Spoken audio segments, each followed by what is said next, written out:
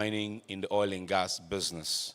If you produce all the crude and barge them or store them in the FPSO or whatever vessel that takes them off the production platforms, if you don't get it to a refinery, you have FPSOs that have crudes that might spill into the water and pollute the environment.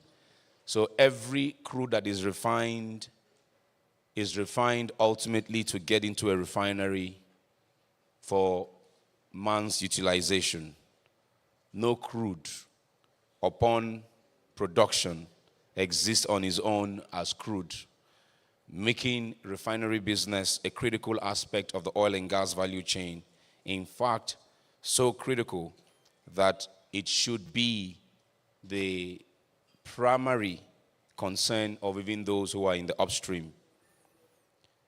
Before I get into the agenda of the morning, let me remind us that we're in the grand ballroom of a hotel and suite. The hotel has not planned any particular drill today and therefore has informed us that should there be the continuous ringing of an alarm, it simply indicates an emergency, and we're expected to follow the clearly marked exits and proceed to the nearest muster point. Now, if you exit through my left, the main entrance through which you all came, you have two options to your left and right. To your left, it takes you all the way to the convention center entrance on the left, all the way out of this premises. The space between the convention center and the co-signature will serve as a muster point. To the right, takes you all the way downstairs through the swimming pool area to the volleyball court area. That will also serve as a muster point. If you want to use the restrooms, conveniences, whichever works for you, it is to the left, and then on your right, on the convention center hallway, you would find the lavatories for both men and women. And of course, whilst you were here, I see you've been giving some beautiful sacados, as the French would call it, backpacks. You've been giving some beautiful backpacks. Do not put your personal valuables inside these identical conference bags to avoid a case of mistaking identity. And kindly, very kindly turn your mobile phones to silence and vibrations at this time. And of great importance to this hotel security team is that you take care of your personal belongings whilst you are here throughout the course of this meeting. Once again, welcome, ladies and gentlemen, to this Coran Summit Day 2, as we meet at a moment of real opportunity to discuss issues around policy, framework, local content capacity, and private investments that is necessary to convert our crude advantage into refined products hub of not just West Africa, but indeed the African continent. My name is Richmond Osuji. And you already have the agenda. However, the agenda you have might have been tweaked a little bit. But throughout the course of today, I'll be guiding you on what we're doing at every point in time. Now, once I'm done with my opening, we'll get into the formalities with the national anthem, and then remarks from the chairman of Coran, and onwards to industry goodwill, onwards to keynote addresses and special addresses. We'll take a pause from that to have quite an important private strategic dialogue on refining growth in Nigeria. Return from that, we'll have a lunch break, or perhaps it might be tweaked a little bit, run through the two panels that are left, and close the day with lunch, depending on the outcomes of today. I want to welcome all of you. Thank you for joining us. Our chairman of Coran is here, the ES of ADA, and indeed our regulators from NUPRC, from NMDPRA. We welcome all of you. We thank you for joining us this morning. Let us begin with the national anthem, technical. Shall we please rise for the national anthem? Nigeria, we hail thee, our own dear native land. Though tribe and tongue may differ, in brotherhood we stand. Nigerians old and proud to serve our sovereign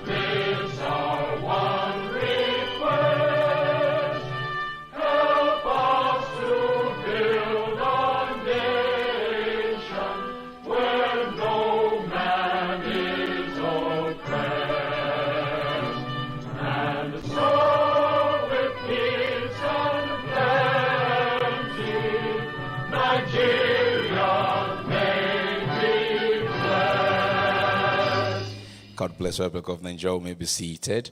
Usually at an event of this nature, we'll just perhaps take the first stanza only or the last stanza only. But because it is still our month of national independence, we'll go about celebrating Nigeria 65 throughout the course of this month, and indeed the end of the year, because truly we want to have a nation where no man is oppressed. Whether you are a refiner, whether you are a distributor, whether you are an end user, we need a nation or an industry where no man is oppressed. Let us take the very first remark of this morning by welcoming the chairman of OPAC Refinery and the chairman of Coran. Please welcome Mr. Momo Oyarekwa. A round of applause for our chairman. We need to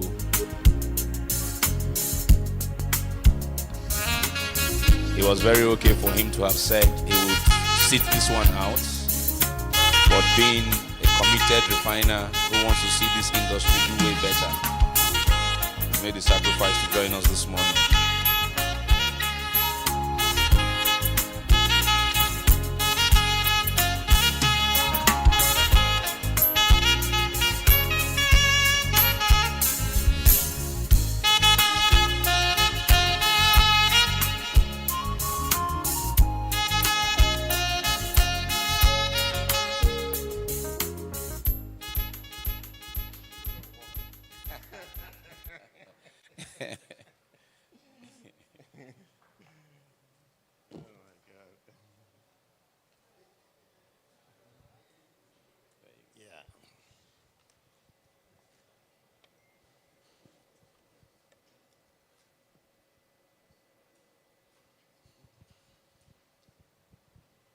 Good morning, all. Yeah. Sorry I have to come this way. It's one of those things to show that we are serious people in the refining industry. Yeah.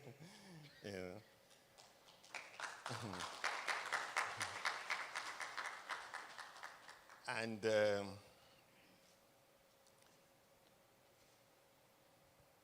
I think today, it might be nice to take us in a journey of deep thought. I usually imagine if Africa was to be isolated from the rest of the world, and we were also probably meant to provide for ourselves, just like if we follow the narrative of the world today, where America wants to take America back, Europe probably wants to take Europe back, and they decide not to supply essential needs to Africa, what is going to happen? And one of those essential needs, I think, is fuel.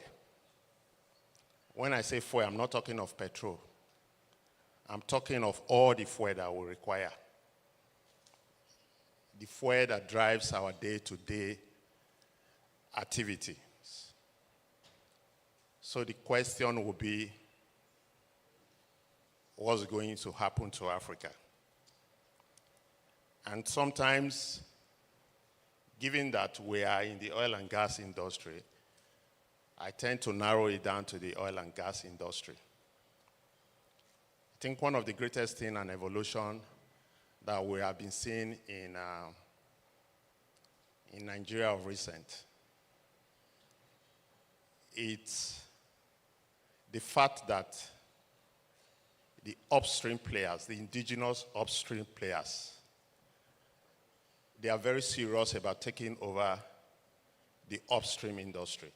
Today we have the likes of Renaissance, we have the likes of Seplat, we have the likes of Arade, and many of them, I think, among the 54 also marginal feeds that have been given out, we have in Jesha that currently or recently turned their PPL to a PML, and I think a whole lot are coming forth, maybe in the nearest future.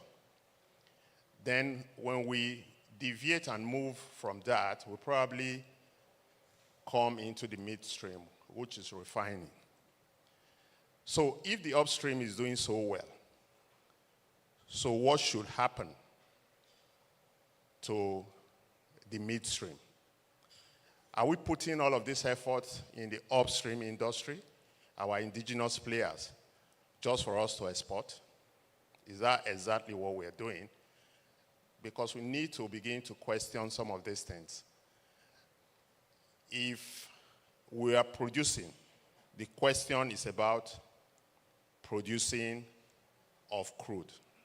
What's the essence? What is our intention? What do we want to do with it?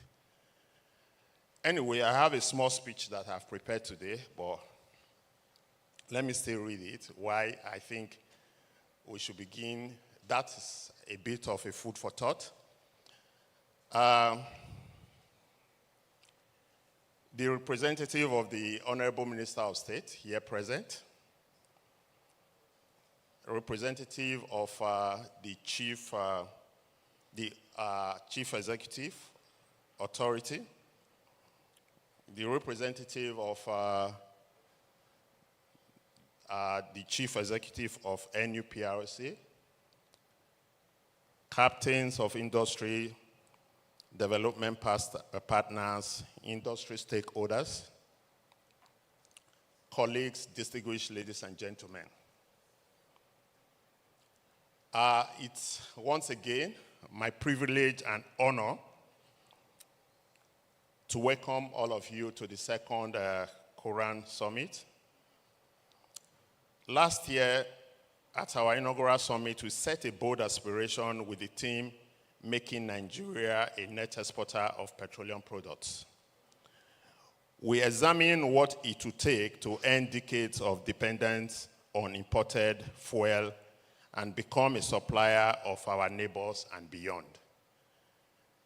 I think this is another point we also have to reflect on.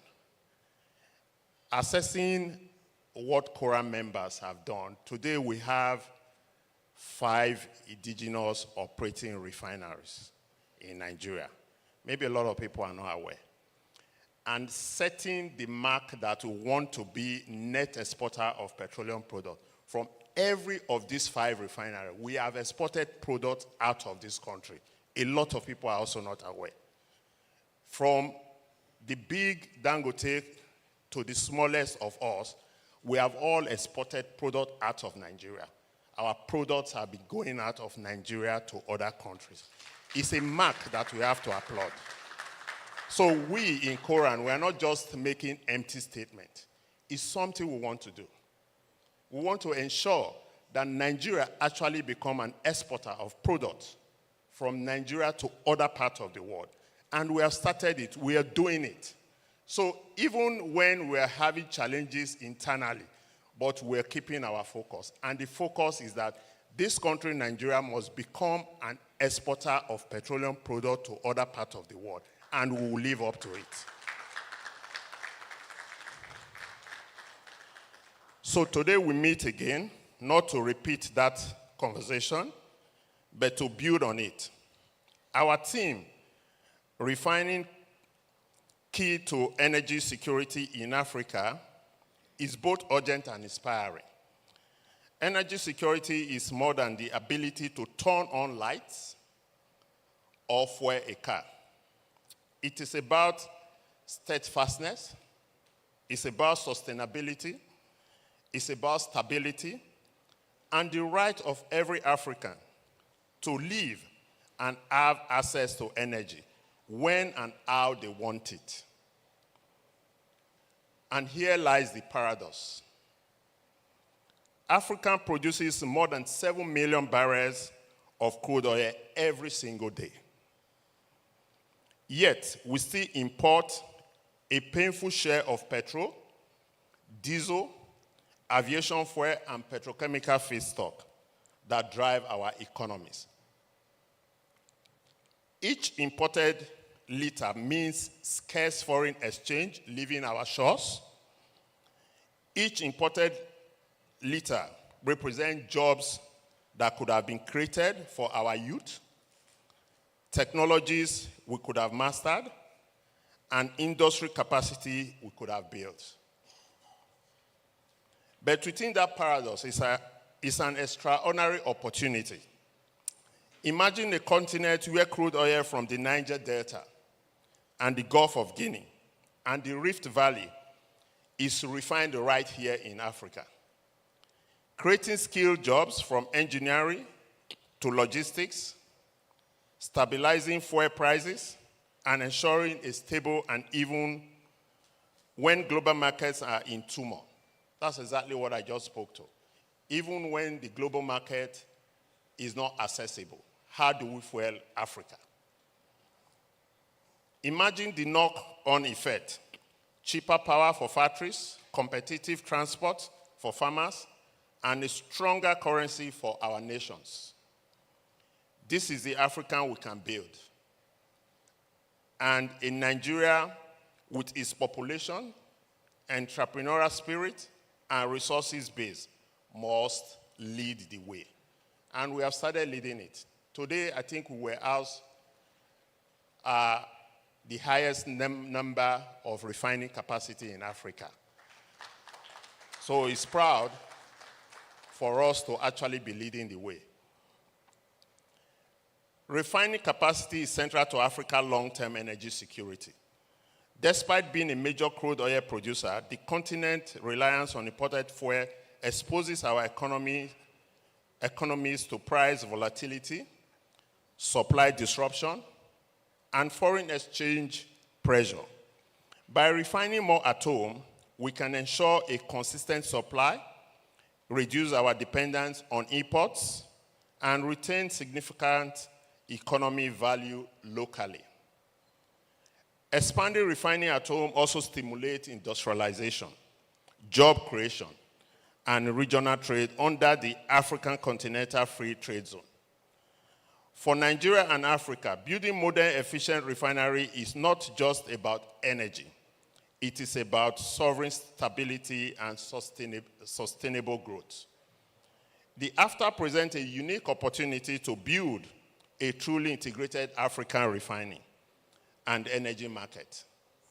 By reducing trade barriers, harmonizing standards, and promoting cross-border investment, we can establish a regional value chain that benefits all parties involved. Nigeria, with its refining capacity, can supply markets in Africa. This cooperation will reduce reliance on overseas imports, stabilize supply chain, and strengthen intra-African trade. Coran envisioned partnership where infrastructure, financing, and expertise are shared, making Africa self-reliant. This summit will highlight how regional collaboration can accelerate growth and secure the continent's energy future. The good news is that we have begun.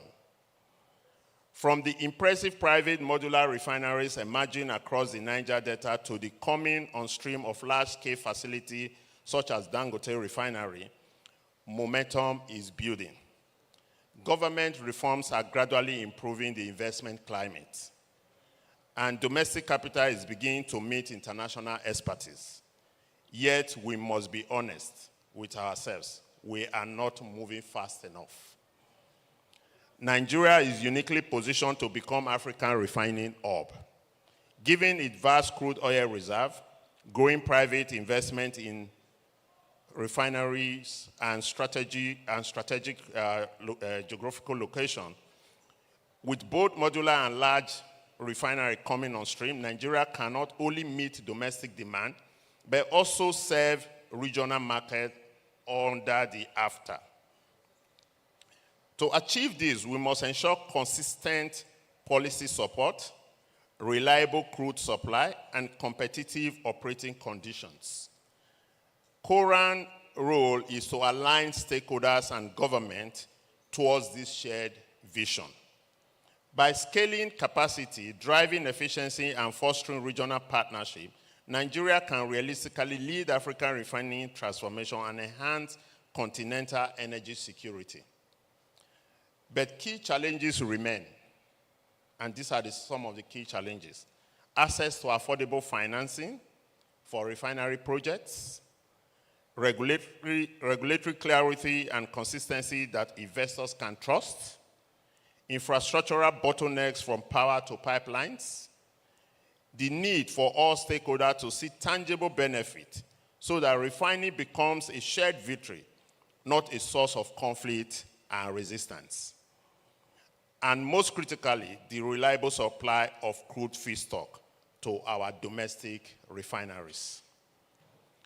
Because without a guaranteed flow of crude, even the best designed refinery will sit idle. Energy security begins not just at the refinery gate, but at the wellhead. It will secure the feedstock, will secure the fuel, the jobs, and the prosperity that follows. Increased refinery capacity extend far beyond energy security. It catalyzes economic transformation.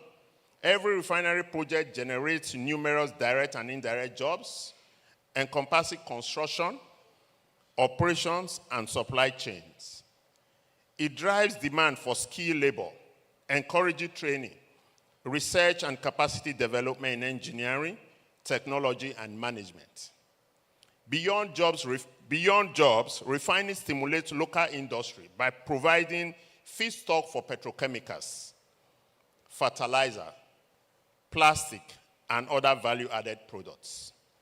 This strengthens SMEs, benefits its inclusive growth, more opportunities, stronger industry, and a resilient economy anchored on sustainable local value creation.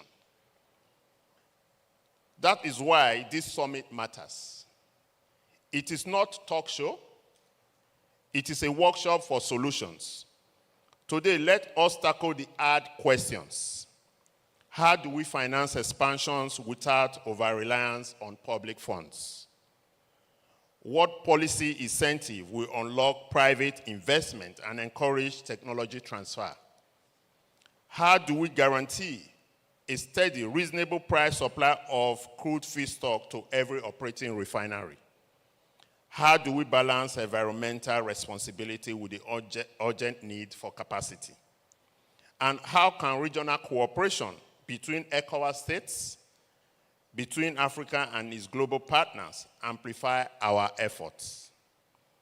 I challenge every participant here to speak openly and frankly, sharing both successes and failures.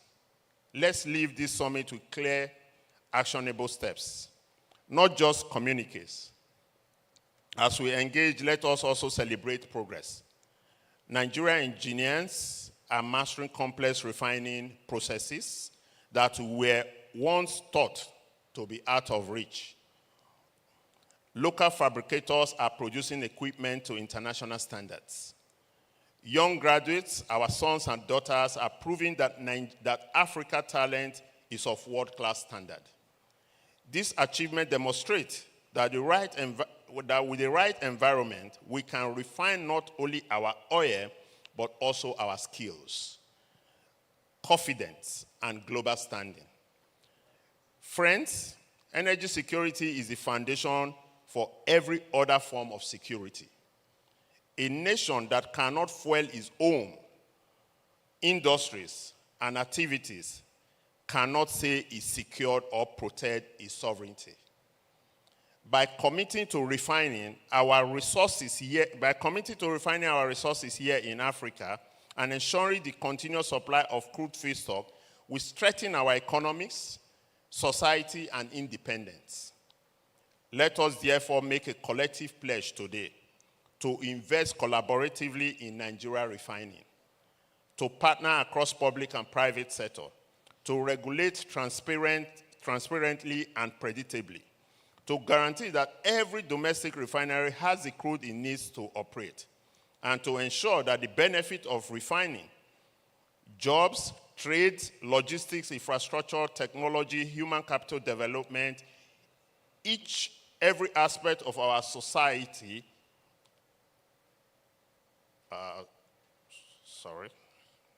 Anyway, before I close, I would like to recognize and thank the pioneers and investors in this room who took early risks, policymakers who push for reforms, and engineers who work long hours to bring refineries to life.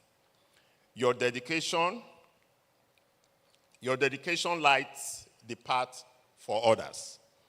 On behalf of Crude Oil Refinery Association of Nigeria, I welcome you once again to the second Nigeria Refinery Summit. Let us seize this moment to secure our feedstock, refine our oil, refine our policies, and refine our shared future. Together, we can ensure that the phrase, refining, key to energy security in Africa, is not just a theme, but for a theme for today's gathering, but the reality of tomorrow. Thank you, and I wish us all fruitful deliberation.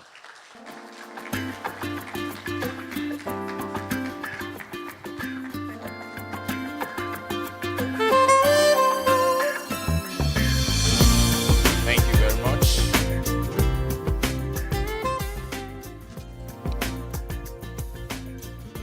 Mr. Momo Erekwadia, the chairman of Coran, stating some of the successes of Coran members in the country, why it is pertinent to continue to increase capacity locally, refine locally, and ultimately ensure through that process the refiners play their part in securing Africa's energy future.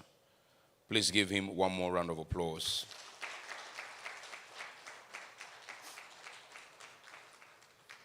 Moving on from him, I'd like to appeal to our next speakers to please keep to the time that has been allotted them. We're going to take some industry goodwill messages.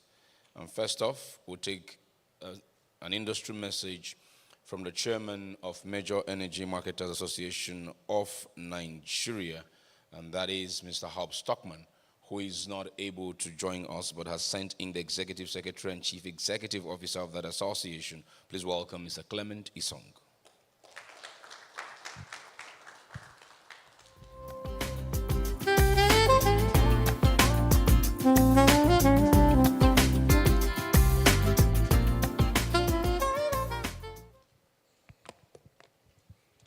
Good morning.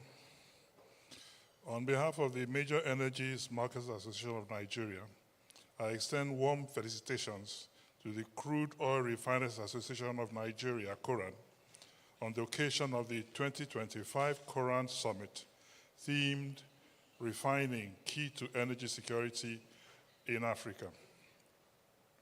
This year's theme is both timely and strategic, reflecting a shared recognition that the pathway to Africa's energy independence lies in harnessing and strengthening local refining capacity. As the continent continues to navigate global market volatility and the evolving energy transition, refining stands as a cornerstone for sustainable growth, industrial resilience, and economic empowerment. We commend Coran's leadership in driving conversations that connects refining development to broader national and regional energy goals. MEMAN aligns strongly with this vision as we continue to champion collaboration, efficiency, and innovation across the downstream petroleum value chain. It is our hope that the deliberations from this summit will produce actionable insights and foster partnerships that accelerate the achievement of true energy security, not just for Nigeria, but for Africa as a whole. MEMAN remains a willing partner in this collective journey towards a more sustainable and self-reliant energy future. We wish Coran and all the participants a productive and impactful summit. Thank you very much. Absolutely. Thank you for that goodwill from MEMAN and keeping it straight to the point. Appreciate it. We're moving on from MEMAN to OPTS, the Oil Producers Trade Section of the LCCI, whose chairman and managing director of Total Energies in Nigeria, Mr. Matthew Buye, is not here, but the ED, Mr. Gweke Ajefa, speaks on his behalf. Please welcome him.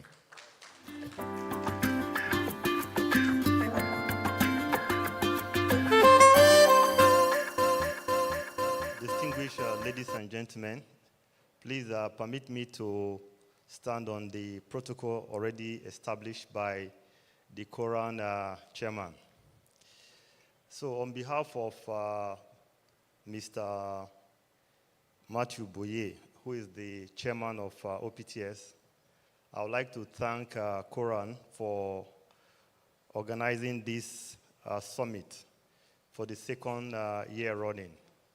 And this summit is really one that brings together our stakeholders to discuss the opportunities, challenges facing the local refining industry as a way of finding solutions to it. Like Momo said at the beginning, energy security is key to any nation's overall security, to national security. And that means we need to have independence in terms of what our economy needs to drive it. We need to increase productivity and improve the living standard of our citizens. Without that, no nation can be said to be energy or actually safe in terms of national security. And we have seen what this has brought to Nigeria. In the last 1 year or so, we have observed that the queues have essentially disappeared from petrol stations because of the fact that our refining capacity is now being used, thanks to all the local refineries that have really contributed to this growth. For us to ensure that we sustain what we already achieved since last year, we need now to focus on increasing the production of crude oil in the country. Refining capacity is nothing if you do not have the raw material. And as you all know, if you look at the level of production today in Nigeria, which is hovering between 1.5 and 1.7 million barrels per day, and you deduct the capacity, the installed capacity of all the refineries together, you will discover that what is left is not enough to earn Nigeria the needed foreign exchange. So in order to sustain this local refining that we have currently set off, we need to ensure that we increase production. And that is very, very key. Today, the federal government has set a target of 3 million barrels per day by 2030. And as you saw last year, because of the incentives that the federal government gave to the to the upstream, some very key projects like the Bonga North project took FID. But that is not enough to sustain the supply of crude oil because, as you know, the fields keep declining. So this additional production will not take us to that level of 3 million barrels per day, but we just keep our production at the current level. And that is why OPTS believes that we are very good stakeholders with Coran. Without the downstream and the midstream, the upstream cannot exist. So we are clamoring for the sanctioning of new projects so that we can sustain local refining capacity. The next phase of projects are the deep water projects, where Nigeria has billions of barrels of crude oil waiting to be developed. Now, this project, they need to cross the next line to FID. And we, as OPTS, are working very hard with the authorities, with the Ministry of Petroleum, the Special Advisor to the President on Energy, to ensure that eventually this project take FID, and sooner rather than later, we can be able to produce sufficient crude oil to service our refineries and also have sufficient to export in order to gain the much needed foreign exchange that the country relies on. So I would like to finally wish participants here a fruitful deliberation, and I'm very confident that at the end of this summit, we'll be able to find solutions to some of the current challenges we are facing. Thank you.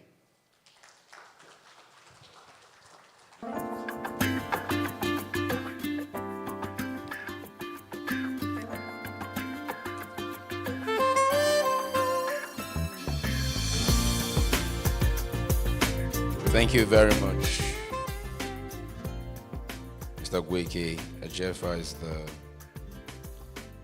Executive Director of Oil Producers Trust Section of the LCCI, pledging their own commitment to advocate for increased projects that would in turn lead to increased production. Because the rate at which we are going, which is what I was alluding to yesterday evening, if we peak, all refineries peak at capacity, we'll be struggling with crude to keep them running. So yes, more projects must come on stream to increase production. Please let's give the OPTS another round of applause. Thank you very much. Coran, as we all know, has been pushing the envelope for policy, framework, doing advocacy across the entire refining value chain. But when you look at the African Union and at AFTA, and then also put into consideration that the oil and gas industry is quite a global business, the downstream sector of Africa does need a chair, does need a voice. And our next speaker is leading the charge with the association in giving Africa that voice on a global stage and that chair around global tables. He is the Executive Secretary of the African Refiners and Distributors Association, the umbrella body and the voice of the downstream on the entire continent, one of our very own. Please welcome Engineer Anibo Kraga.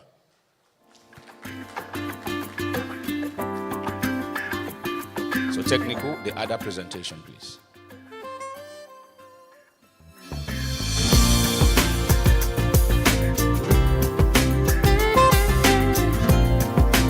When people say Richmond, you dress well, these are my guys.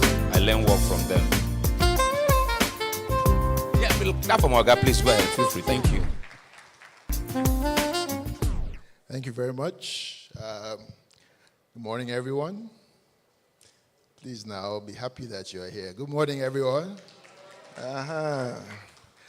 I'll stand on existing protocols, like the previous speakers. My name is Anibo Kraga, Executive Secretary of ARDA. And I'll start by saying, I know the theme is refining the key to energy security in Africa, but the reality is value addition is the key.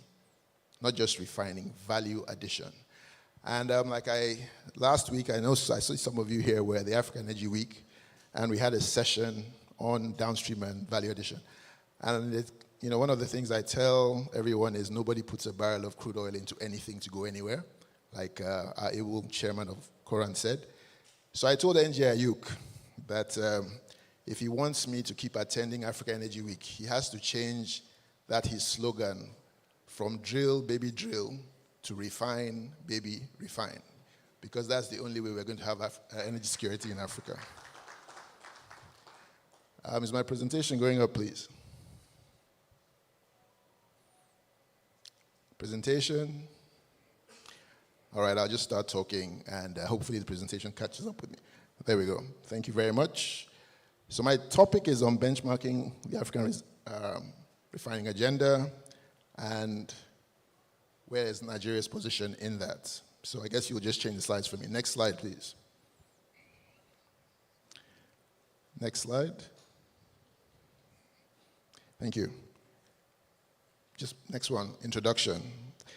So the African Refiners and Distributors Association was founded as ARA in 2006, but we changed our name in 2017 because the downstream value chain is not just refiners. It constitutes distributors, independent marketers, and very important regulators. And our role at ARDA is to give a unified voice to all those stakeholders and to ensure that we can promote exchanges of best practices amongst them. One of the other things we definitely focus on, which is why I try and dress like Richmond, is like an investment banker, is that we focus on championing investments across the entire downstream supply chain. Last but not least, extremely topical, particularly with today's overall theme, promoting African energy security. You want to maximize production of African crude oil in African refineries and transportation of that cleaner fuels from those refineries across the continent via our African storage and distribution infrastructure. Next slide, please. So when it comes to energy security, if it's one thing, we must harmonize our upstream and downstream sectors that this is going to happen. ARDA is focused on energy security, like I mentioned, cleaner transport and cooking fuel, so we don't have a public health disaster on our hands, and efficient storage and distribution. That's what we're really focused on right now. And the bottom line is that the way population is growing on the continent, there's going to be a lot of pressure on the amount of energy we have available. And there are a lot of things that we don't do that impact us. I'm sure all of us remember Russia, Ukraine, what happened. Everybody was scrambling everywhere, looking for volumes from everywhere, looking for products from everywhere. We didn't cause that. When there are tariffs imposed, make America great again. We need to make Africa great again and start to look inwards.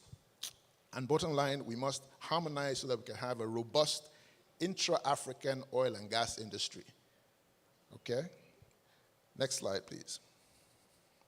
So let's talk about the upstream. I like to start with the upstream because that's where we get our feedstock, right? Refineries live and die on crude supply. When we look at that, there's a lot of investment going in there. They average 5.3 million barrels a day, but what's the refining capacity on the continent? Are we even up to 60% of that? The answer is no. There are a lot of big finds everywhere. Côte d'Ivoire, where my office is, big find there. Namibia. But the downstream investments are not matching the upstream investments, and that's the big issue. You can't have energy security if you're not actually growing your downstream investments at the same rate at which you're growing the upstream ones. Next slide, please. So, bottom line, we must put in place significant investments in our downstream if we're going to meet the demand that's coming across the next few years. When you look out to 2040 and beyond, energy demand in Africa is going to grow anywhere from 45 to 55%, give or take. Simultaneously, during that period, 1 in 2 people born globally is going to be African, okay? And actually, when you think about 2050, 1 in 4 people in the world will be here. 3 of the top 10 countries in Africa will be African. Nigeria at number 3, the DRC at number 8, Ethiopia at number 9.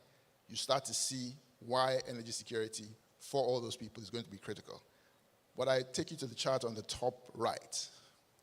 You see that ultimately for Africa, in the near term, you can see the impact of a few refineries, Dangote refinery coming on stream, Cabinda refinery in Angola. I was there for the inauguration last month, coming on stream. But you can see ultimately, we're still going to have significant shortfalls. So consequently, we must start to put in place the relevant investments if we're actually going to meet our energy demand going forward. Next slide. So what are the challenges? How are we actually going to do that? And this is what, when you're talking of benchmarking, this is what we need to start looking at. And the chairman of Moment talked about this a bit. Regulatory policies. You can't have policies that are in place for an election cycle. They have to be for the duration of the investment, of the investment. Second one, whether we like it or not, there are energy transition pressures. How are we looking at our businesses and putting in place measures to reduce carbon footprint and things like that to ensure that we're competitive? Financial constraints. Somehow, whatever we do, we keep looking at investments in Africa as high risk. We have to look at ways of de-risking our investments to ensure that we can attract the capital to execute our projects. And then we need to look at economies of scale. An example I like to use for Nigeria as a market, we think of Senegal as a market. Senegal alone is only about 18.5 million people. In December this year, there's the MSGBC conference. MSGBC is Mauritania, Senegal, Guinea-Bissau, Guinea-Conakry. That market is over 40 million people. We need to aggregate markets so that we can start to supply them. And last but not least, there's been a lot of push on this, infrastructure. Refineries that we have, a lot of them are old, they're small, And then we don't have the storage and distribution networks to actually support delivery of products. And just for context, I believe all of Africa combined has about 8,150 kilometers of pipeline networks for products, all of Africa combined. The US, it's the Colonial Pipeline that runs from Georgia to New York, has just about 7,000 kilometers on it and moves more products in that pipeline than we move across Africa. So we really need to do more to meet our demands going forward. Next slide. So 3 key things. Inadequate refining capacity. That's a fact. We need to really start to put more refining capacity in place. In fact, at my conference this year, there was a slide by McKinsey which stays in my mind that for the future population growth that we have, Africa needs at least 6 more Dangote refineries. Okay, so it's great that Dangote is here right now, but there's actually going to be need for at least 6 more of those going forward to meet the demand. Insufficient storage. The chairman of Coran said something about thinking about what happens if you can't import. I actually did a piece that I posted on LinkedIn a few months back titled, "What happens if Africa cannot import for just 30 days? How many countries have strategic storage beyond 2 weeks in Africa? Very few." So what that means is, I know we talk about our cars and factories, it's beyond that. Mining sector alone, mines run on diesel, they don't run on crude oil, okay? In Ghana, the mining sector, the gold mines, I think it was at their GIPCON conference last year, they said they spend $3 billion a year on diesel for their mines. So if you don't have storage, you can't actually start to do things like that. And the last but not least, the hampered crude flows. We need to put in place regional infrastructure so that we can start to deliver this at scale. Next slide. So let me bring it to Nigeria and drive this home. I've already said our population going to be 400 million by 2050. Everybody knows that. But the key thing is when you look at the chart on the top left, no matter what anybody says, oil and oil products will definitely be a big part. This is oil, natural gas, coal will be a big part of our energy mix going forward. Now, the Dangote refinery definitely has rewritten our West African trade flows for now. And the key is for now, because on chart on the top right, you can see previously we were importing, Dangote has come, things are looking good, but as you start to look out, yes, we will not need to import as much, but we definitely will need to import, okay? So if we do not have any new refinery projects in Nigeria, if we don't, we will still need to import. Our import requirements will grow going forward. So that's why I really approach Coran and their members. We need to encourage them so that they can scale up and really help us reduce those import numbers. Next slide. So Dangote refinery, doing great. Expanding our refinery capacity will really help us with product availability. And a key thing to note, one of the things ADA really promotes is cleaner, lower sulfur fuels. Dangote refinery, coming out the gate, AFRI 6, we call them 10 ppm sulfur fuels, like Euro 5, really has done a boost for the region and for the continent. Other refineries, OPAC, Walter Smith, Aradel, are pushing, and we believe that with all of these really punching at 100% with the rehabilitated NPC refineries, the energy security case for Nigeria will be really, really strong. But I will switch gears now, next slide, and talk about where we need to be going. Petrochemicals. We keep talking about refining. It's great, but the real value addition is in petrochemicals. We all hear from everybody. The Honorable Minister said it at Africa Energy Week. We're a gas province that just happens to have oil. Well, guess what? Let's act like it. Let's start to put in place petrochemical facilities, okay? 95% of all the manufactured goods in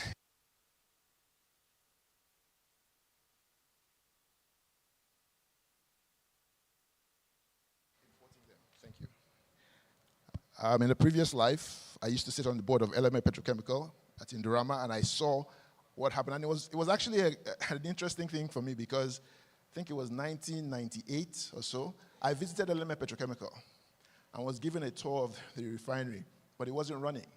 And I asked why wasn't it running? And they said, oh, our feedstock, we have feedstock issues. And I said, but the feedstock is gas now. Fast forward a few years, I'm sitting on the board of Element Petrochemical, representing NNPC, and we had to go and engage NAPIMS to give us more gas because we were leaving so much profit on the table. That's how well Element is doing. Dangote, of course, is another petrochemical facility, but petrochemicals is the real value adder for the future. Next slide. And the reason I say this is, ladies in the room, everything, including even your nail polish, is petrochemical. Nigeria spent about $2 billion importing petrochemicals last year. So we really need to ensure that we're looking beyond just refining, and refineries of the future must have integrated petrochemicals, okay? And when you look at the list of intermediates that we keep exporting, okay, methane, NGLs being flared, we're exporting propane to China and all of that, and excess naphtha. When you hear naphtha is exported, that is not a good thing. We are not supposed to be exporting any of that. We're supposed to be adding value to that. And a big point I like to make about this emissions thing, about 3% of all carbon emissions come from shipping. So when you ship our crude out and you ship back petroleum products, you are actually adding to this carbon emissions journey. So when you are looking for investment, please tell your financiers that just by investing in your refinery, they are reducing global carbon emissions because it's a fact, okay? Last but not least, I told you my office is in Cote d'Ivoire. Every time, next slide, please. Every time I go to Cote d'Ivoire, I always see that about half the flight is people who are going to connect to other airlines. Like, I think Ethiopian Airlines flies directly from Abidjan to New York and so on and so forth. Nigeria has 2 of the top 10 hubs for business travel in Africa, 2 of the busiest airports, MMA and Abuja Airport. But guess what? The game is changing. The International Civil Aviation Organization has mandated that airlines must adopt sustainable aviation fuel as part of their net zero emissions plans. So guess what? If you are not investing in sustainable aviation fuel, you are not going to attract the traffic. So last year, Richmond and I were in Ethiopia, and the CEO of Ethiopian Airlines told us how they are starting to invest in sustainable aviation fuel in Addis, because this is a critical requirement. If you do that here, that's also value addition, and that is another way of ensuring that Nigeria remains a hub for travel and the like. Sustainable aviation fuel is the future. It's part of value addition. It's part of energy security, because if you cannot get planes to come here, it's impacting your ability to compete. So last slide, just key takeaways. We at ARDA are committed to a robust Pan-African oil and gas industry. Energy security is critical for us. Cleaner transport and cooking fuels, and efficient storage and distribution infrastructure. We must harmonize our upstream and downstream sectors. Let's match the investments, at least half. Let's start to look at whether we can have significant downstream investments. A case, just last point, I was in Congo, at the Congo Energy and Investment Forum, and they were shouting, and they did it again last week. We want to go from 250,000 barrels a day to 500,000 barrels a day. But their refinery in their country is 25,000 barrels a day. But they want energy security. How does that make any sense? Similar for Nigeria, we're talking of 2 million barrels a day, 3 million barrels a day.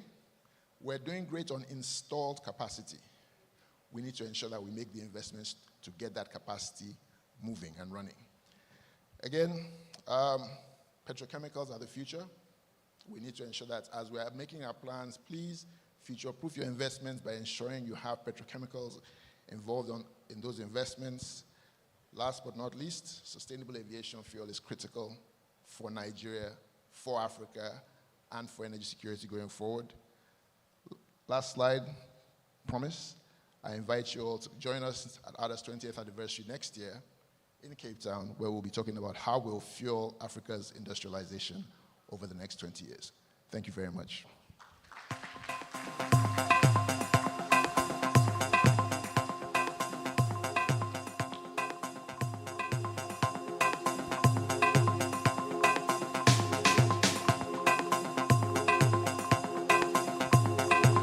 Thank you very much, Engineer Anibo Kraga, the Executive Secretary of ARDA, the African Refiners and Distributors Association, ending there with the invite to you all to ARDA Week, when ARDA Week turns 20 next year in South Africa.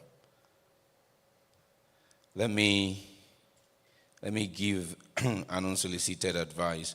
If you've been looking to visit Cape Town and you've had challenges with visa, Ada Week is one very good way to get that visa. I promise you.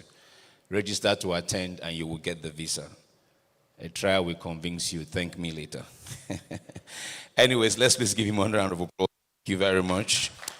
All right. He spoke about sustainable aviation fuel. At some point today, if we have the opportunity, I would like to sample the opinion of some of the people in the room, which seeds we can use, or plants we can use for SAV and SAF, I beg your pardon. And that has to be one that is not agriculturally consumed by us as a people. I believe in Nigeria there should be many of such seeds, correct? We'll take a poll and find out what seeds that is and see how we can begin to accelerate conversations around research and development around that seed and investment in getting SAF out of that seed. So thank you very much for driving the conversation, just beyond refining and, as you said, value creation across the chain. Thank you. Moving on from ARDA now, we'll go to our regulators. First off, we'll be listening to our mid and downstream regulators who, of course, are primarily responsible for this entire section of our industry. We'll be looking at investor confidence and regulatory certainty, unlocking refining capacity for Nigeria's energy security. So we're taking that from the regulator's perspective. The Authority Chief Executive of NMDPR, Engineer Farouk Ahmed, is not able to join us, but the Regional Coordinator for Southwest is here. Please welcome Mr. Ayo Kadoso.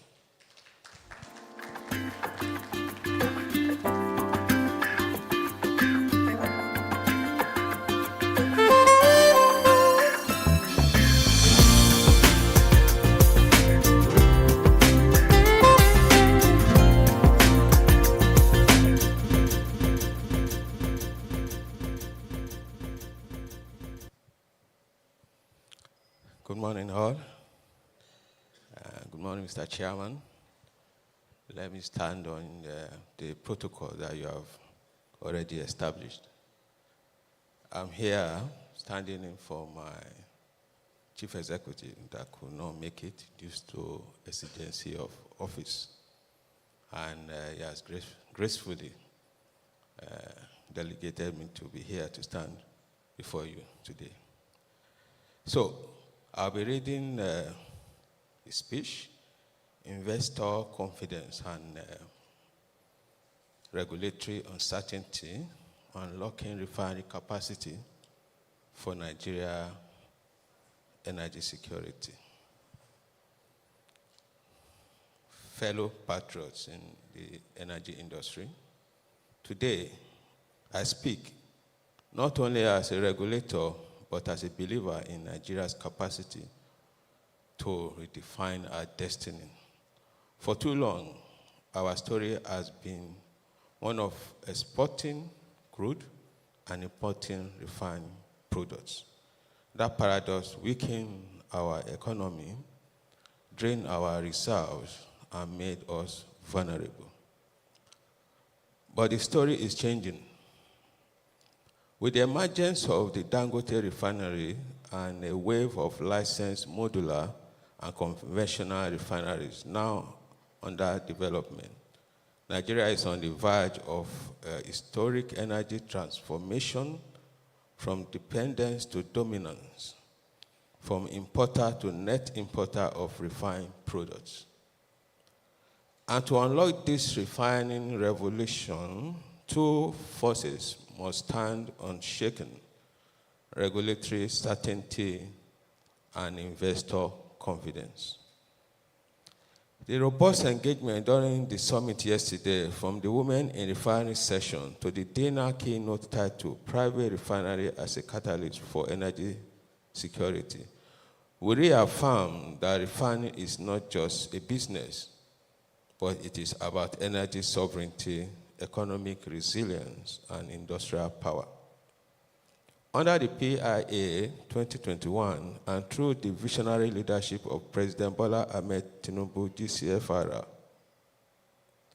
the Nigeria Midstream and Downstream Petroleum Regulatory Authority has created the most transparent and predictable regulatory framework in our history.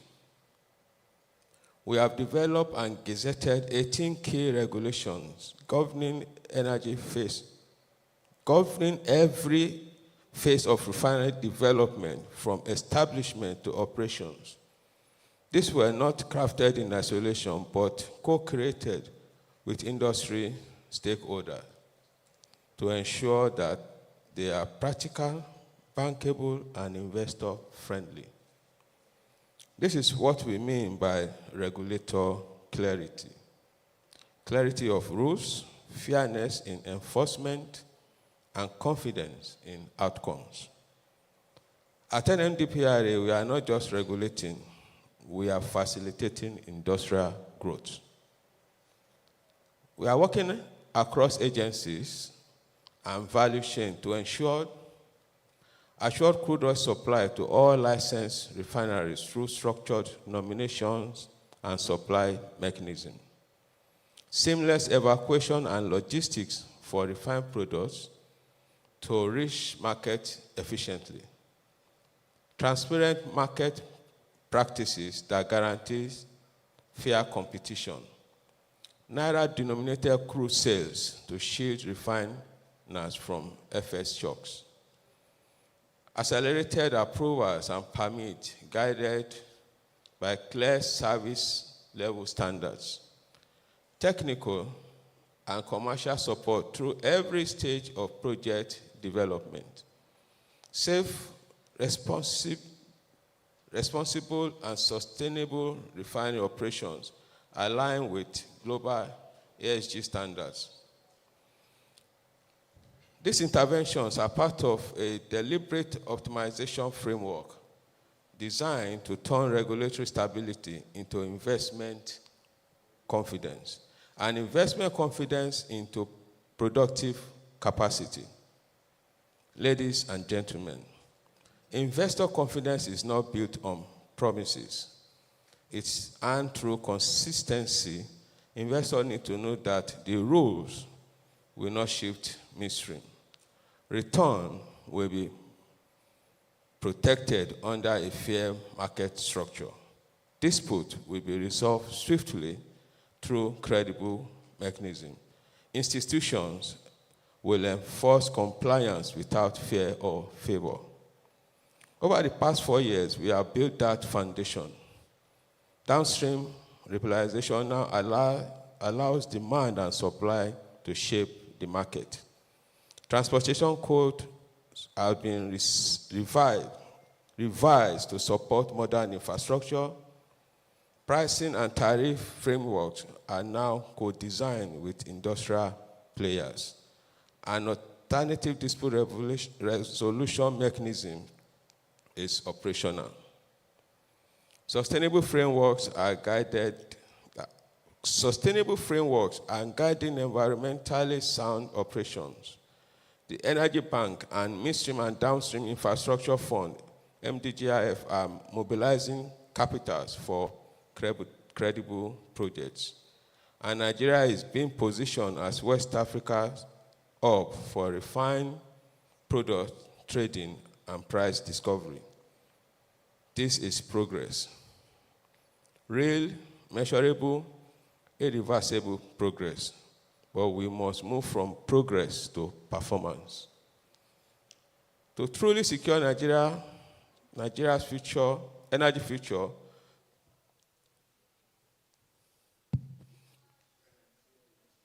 okay, all right. To truly secure Nigeria's energy future, we are talking about energy, so it's coming back. 3 other actions are critical. Institutionalized crude allocation mechanism that guarantees feedstock supply for every licensed refinery. Develop shared evacuation and storage infrastructure through strategic public-private partnerships. Operationalize dedicated energy financing windows to sustain refinery construction and operations. These are not policy statements. They are execution targets under NMDPRA 2025 refinery acceleration plans. Distinguished colleagues, Nigeria's energy future will not be written by chance. It will be written by clarity, confidence, and collaboration. We are not just refining crude, we are refining our economic destiny. We are not just building refineries, we are building resilience. When regulators act with integrity, investors believe in the process. And when governments stay consistent in policy, Nigeria will power not just herself, but Africa.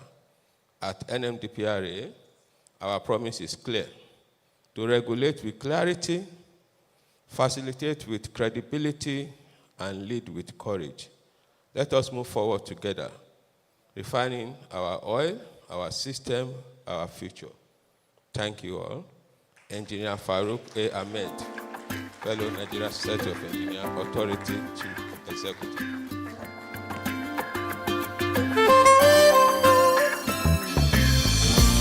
Thank you very much, Mr. Ayo Cardoso. It's been often said lately that for the first time in a very long time, we have regulators whose determination, and indeed through their body language, shows commitment to improving investors' confidence and creating a very fair playing field for all concerned in the value chain. So we thank the regulators for being enablers and not just stumbling blocks to progress. Please give them a round of applause. Thank you very much.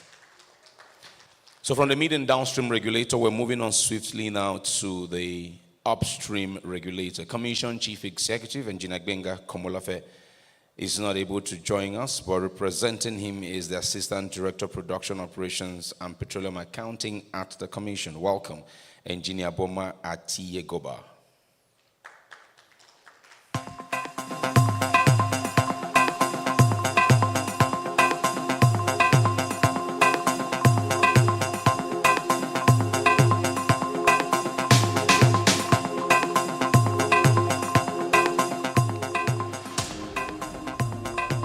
Good morning. I'm here on behalf of the Commission Chief Executive, Engineer Gbenga Komolafe, DSC, FNSC, OFR, to give a presentation on upstream production and crude oil supply assurance for Nigeria's refining growth.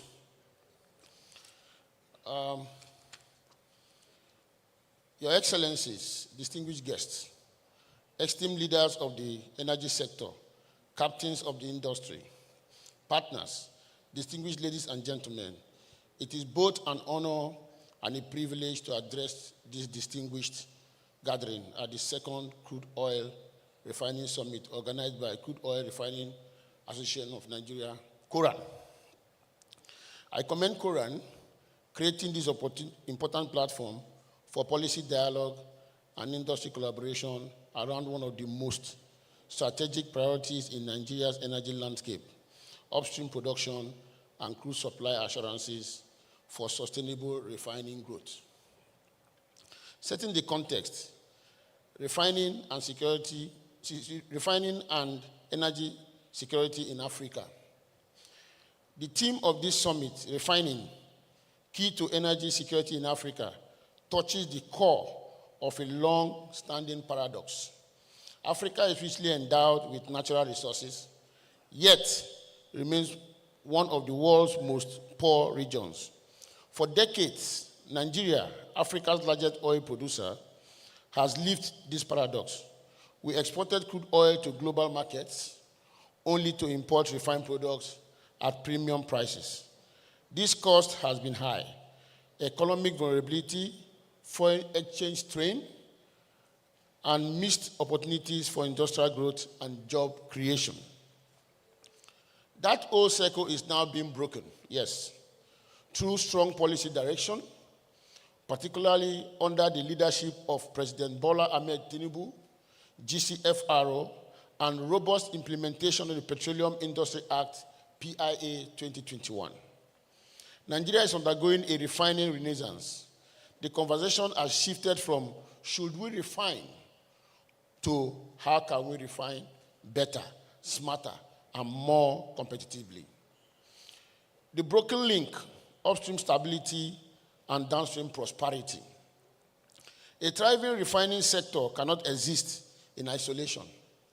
It depends fundamentally on a strong upstream foundation and a reliable, transparent, and sustainable feedstock supply framework. Upstream stability is the engine of downstream prosperity. More so, energy security, the assurance that we can produce, refine, and supply our own energy needs, is the bedrock of Nigeria's industrial future. It underpins affordable fuel prices, stable power, job creation, and ultimately our national sovereignty. The Petroleum Industry Act, PIA, laid the legal foundation for transforming Nigeria's refining sector, while the NUPROC, as the upstream regulator, ensures this growth is sustained through reliable production and a secure, consistent supply of feedstock. Nigeria's upstream production recovery, a story of resilience. Distinguished colleagues, allow me to begin with some encouraging facts. In 2022, Nigeria's crude oil and condensate production fell to about 1.3 million barrels of oil per day, largely due to widespread crude theft, pipeline vandalization, insecurity in our producing areas. However, through the coordinated efforts of the government, industry, security agencies, and host community, we have reversed that decline. Production has risen steadily year on year as of 2025. Nigeria's total liquids output has averaged 1.67 barrels per day, including a 1.473 million barrels per day of crude oil, representing 98% of our OPEC quota. However, just also important to note that in this year, 2025, we have achieved a peak production of about 1.82 million barrels of oil per day at a particular period. Notably, in June and in July 2025, Nigeria achieved 100% OPEC quota utilization, the highest output in recent months. This remarkable recovery was no coincidence. It was the result of deliberate regulatory and policy action through asset optimization, enhanced production efficiency, strengthened security and surveillance systems, transparent oversight under the PIA, and renewed collaboration with operators, host communities, and security agencies. The NUPROC has helped restore investor confidence across the oil and gas value chain. This sustained momentum now provides the foundation for a reliable domestic crude supply to power Nigeria's expanding refining capacity. Domestic crude supply assurance, implementing the DCSO framework. A refinery, no matter how advanced, is only as strong as the crude supply that sustains it. That is why the NUPROC is unwavering in its commitment to ensure Nigeria's refining resurgence rests on a predictable and enforceable crude supply framework in line with sections 109 and 110 of the Petroleum Industry Act. The Commission has moved decisively to operationalize the domestic crude oil supply obligation, DCSO. We have provided regulatory clarity through gazetted guidelines that legally define producers' domestic supply commitments, instituted a transparent half-yearly crude allocation schedule to ensure predictability, and promoted a willing buyer, willing seller framework that balances fairness to refiners with commercial viability for producers. Through regular monitoring and compliance meetings, we track production, reconcile deliveries, and swiftly address operational challenges. Together, these measures form a coherent system that guarantees feedstock for refineries and anchors the sustainability of Nigeria's refining renaissance.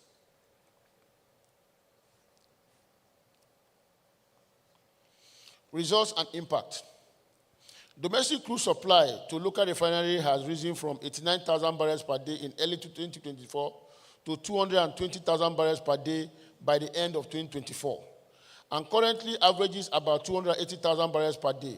This growth reflects the success of our regulatory alignment between production and domestic refining demand. As domestic refining capacity expands led by Dangote Refinery, modular refineries, and revitalized Nigerian National Petroleum Corporation Limited (NNPC) facilities, the Commission remains committed to guaranteeing the feedstock security that sustains them. Reliable crude oil supply framework and value chain optimization.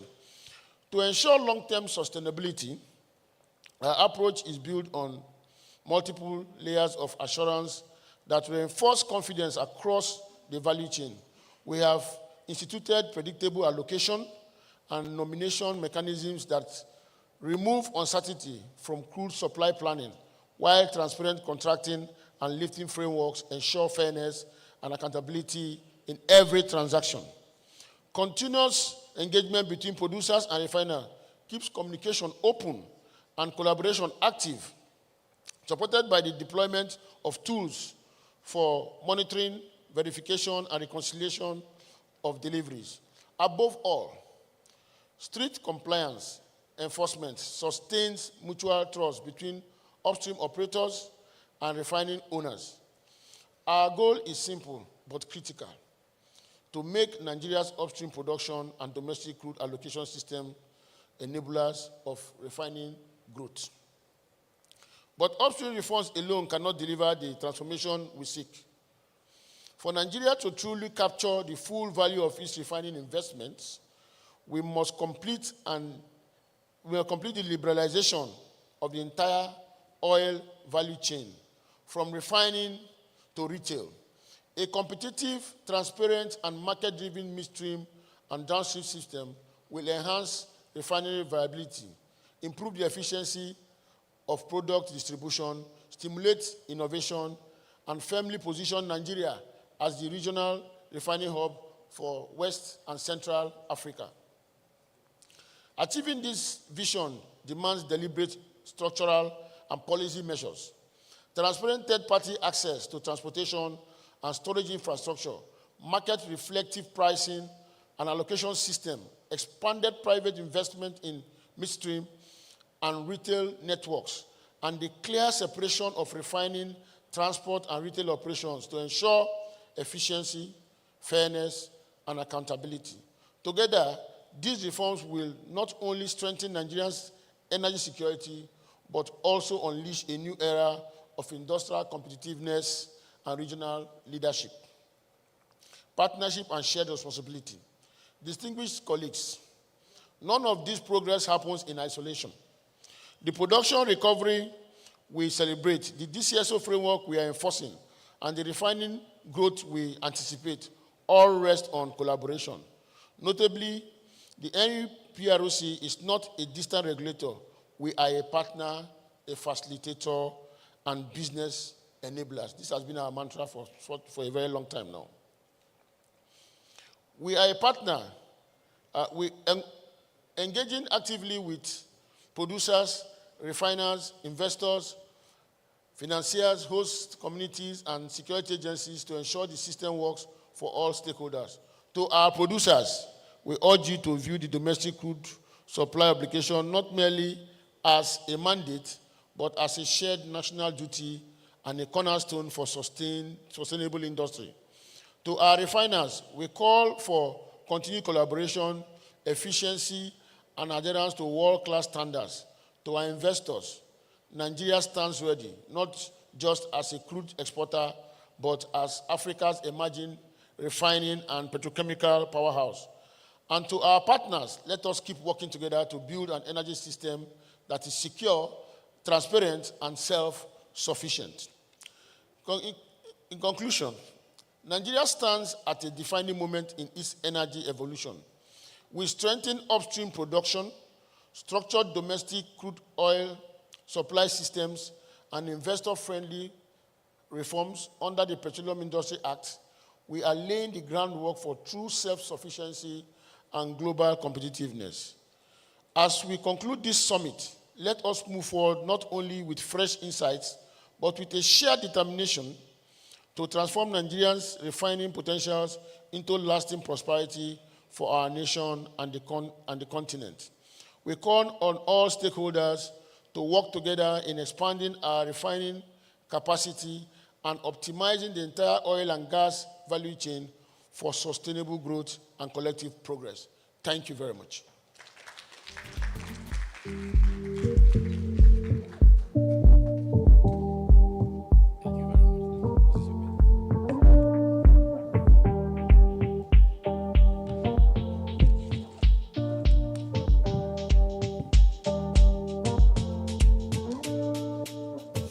Thank you very much, Engineer Boma Atiye Goba. You know, Engineer Atiye Goba, when you were coming, the DJ played an upbeat music, different from what he was playing before. I felt maybe he was playing that upbeat music because of how fast we want to increase production in this country to match refining capacity. But it's all right. Thank you so much for the insights that you brought to the table. Send our regards to your principal, as well as to NMDPRAs. Please give them a round of applause, ladies and gentlemen. Thank you. At the side event put together by Apple in New York at ONGA, the Honorable Minister of State for Petroleum Resources, Oil, Dr. Lopobri, said something that has stuck with me. And then I tried to marry it with what Professor Orama said when we had an event with him in Abuja a few months ago.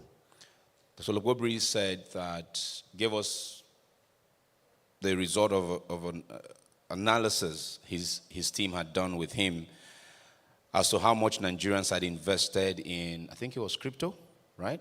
$60 billion. When Engineer Nibo spoke, when the chairman of Coran spoke earlier, they spoke about driving investment into the sector.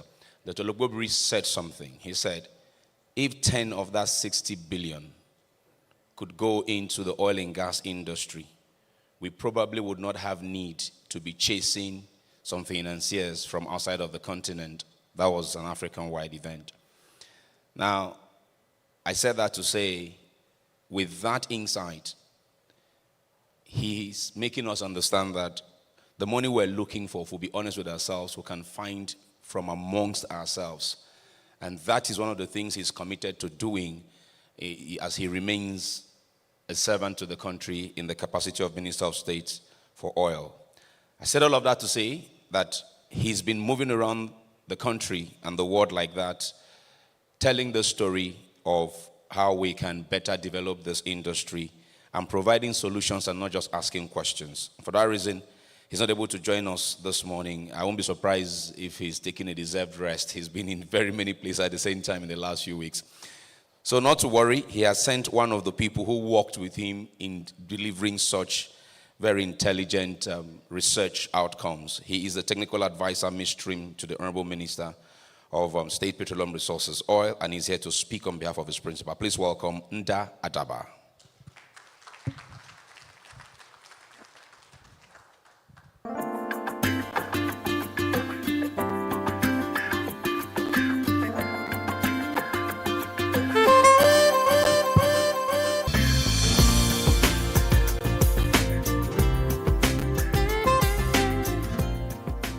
Distinguished ladies and gentlemen, the Honorable Minister of State for Petroleum Resources, Senator Heineken Lopobri, had looked forward to joining you today.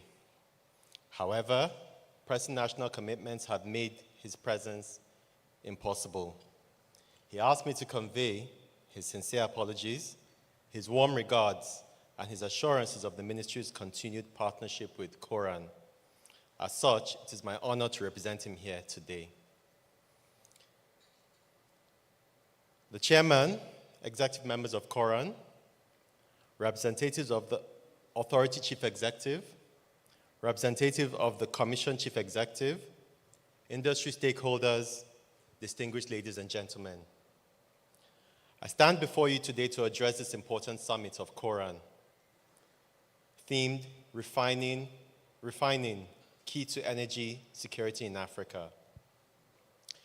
This summit could not have come at a better time, as Nigeria and indeed Africa stands at a critical juncture, one that calls for decisive action to guarantee our energy security, promote indigenous refining, and position the continent as a net exporter of petroleum products.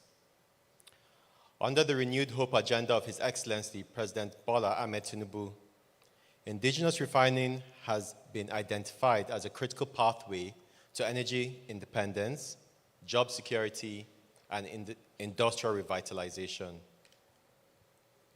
Today, we have seen indigenous success stories such as Dangote Refinery, Walter Smith Petroman Refinery, Araldale Holdings, etc., which collectively demonstrate that Nigerians have both the capacity and the will to refine the country's crude oil locally.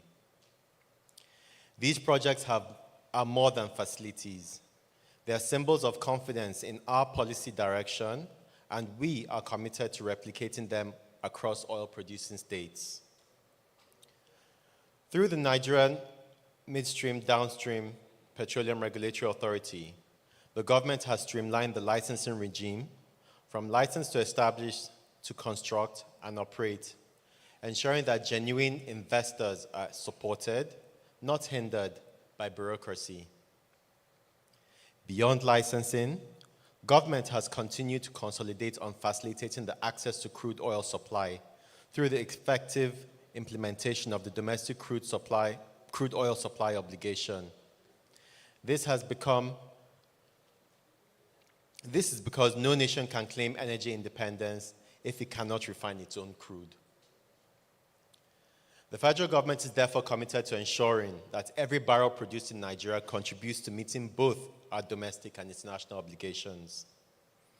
Also, as part of deliberate policy and broader strategy, the Naira for Crude Sale Agreement will continue to be a major step in reducing cost of fuel production, mitigate the exposure to the fluctuating exchange rate, and of course, generally support indigenous refining.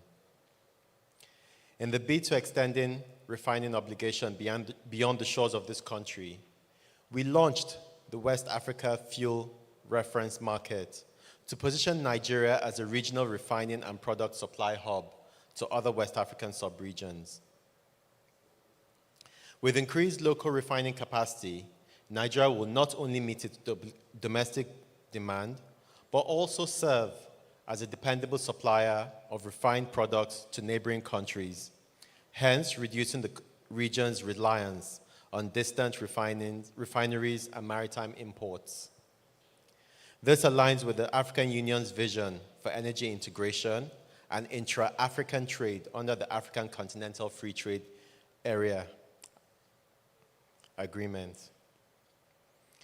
As we look forward, our priorities are clear.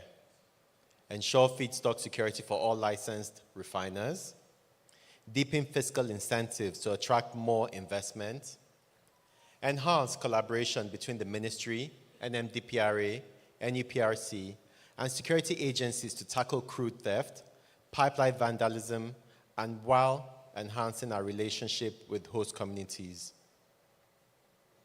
Foster collaboration among African nations for product exchange, logistics, and shared energy infrastructure. Distinguished ladies and gentlemen, the path to Africa's energy security runs through the gates of our refineries and interrelated institutions. The federal government remains fully committed to supporting indigenous refiners, strengthening regulatory institutions, and creating an enabling environment for sustainable downstream growth. Let this Coran Summit 2025 serve as a renewed call to industry players, regulators, investors, and policymakers to unite in achieving an Africa that refines what it produces and powers its future through its own resources. Thank you, and God bless the Federal Republic of Nigeria.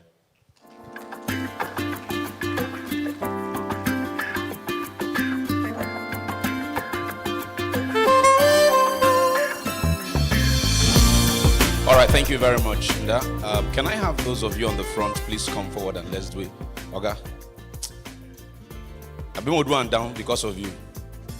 Because I go still bring you up for panel again. So I'm going to do the picture down. Because of my Oga, please, you can go down. Let's set the picture down. Because photographers, my chairman, I cannot be dragging my chairman up and down every time. Otherwise, I seize your camera. Please, if you can rise for a family photo to formally close the speakings of the opening ceremony. And we're going over immediately to a panel session. Where is my support team? Kunle, can I have the chairs of the panel session on stage now? I need the panel chair tables, panel chairs on the podium now. We're going to have a short panel around the theme of the conference with the regulators and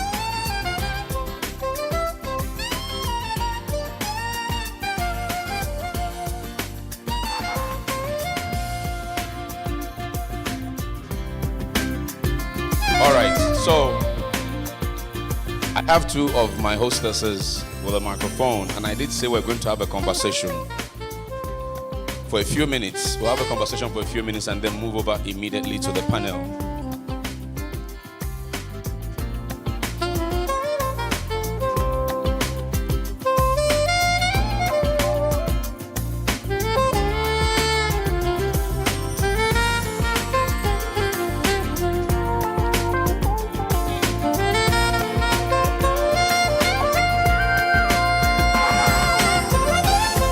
Please take your seats.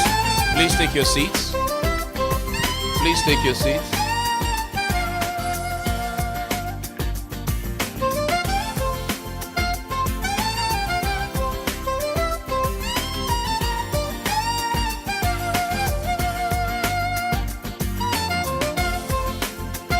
Please take your seats. Thank you very much.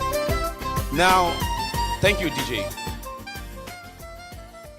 As Engineer Krager mentioned earlier, we were at this event in Ethiopia where SAF was a thing, and the Ethiopian airline CEO, you could feel a bit of the pain in that conversation in him that day, that they are being compelled to do this. Yes, they want to do it, but it is going to impact their operations outside of Africa a great deal. And it got me thinking since that time, what are those seeds that we could use for sustainable aviation fuel? And I'm talking to refiners or people who are around, whether you are a vendor to a refining company or you're a refining company yourself. First of all, has there been a conversation that you're aware of in this country around any particular seed that could be used or planted for sustainable aviation fuel? Any takers? Anybody wants to help me there? If there has not been, can we begin that conversation? Because whether we like it or not, the beautiful thing about us as a people, Nigerians, Africans, is that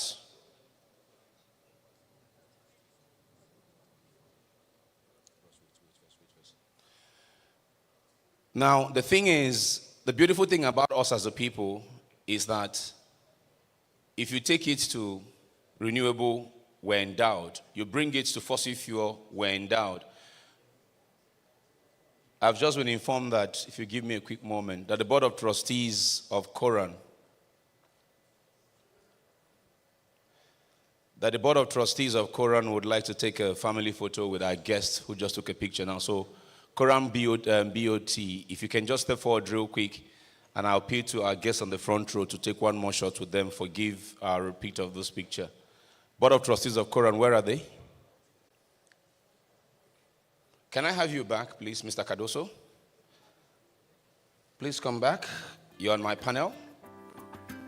Can I have you back, Deputy Director of NUPRC? Please, sir, you're on the panel. Engineer Nibo Krager, if you can please come. And of course, the chairman of Coran is also on the panel now. Just have a quick conversation around the theme. So I want you this way. I want you right there. Please come this way, sir. Engineer Krager, please.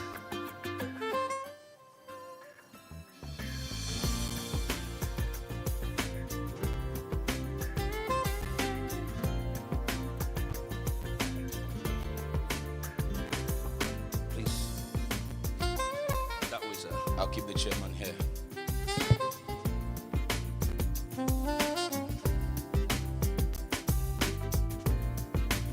Okay. Thank you, DG. So as I said, conversation is around the theme of the event. We're waiting our chairman to join us.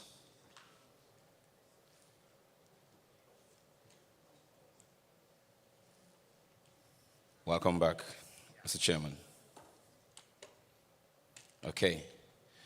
So, as you know already, we have the ace of NNDPRA here represented by Mr. Ayo Cardoso. We have the CCE represented by Mr. Boma Atiegoba, and of course the other Secretary General is here, the Coran Chairman is here.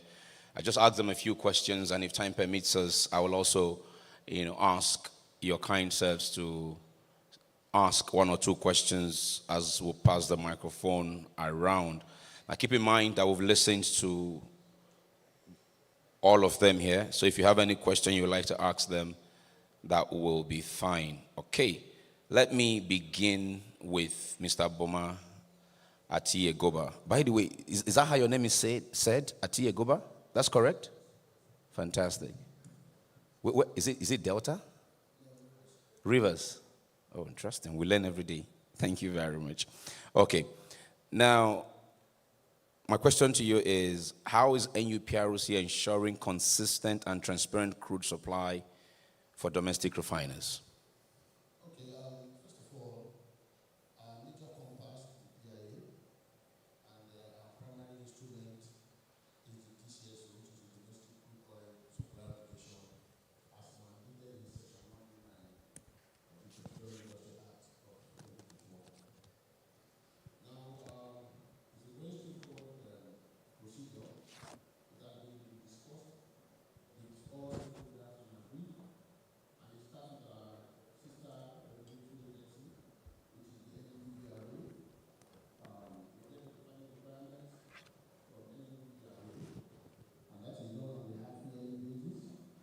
When that is done, there is a matrix that is developed by the Commission and agreed by all the stakeholders that is used to allocate the volumes that is expected from the different oil and gas producers for domestic crude oil supply obligation.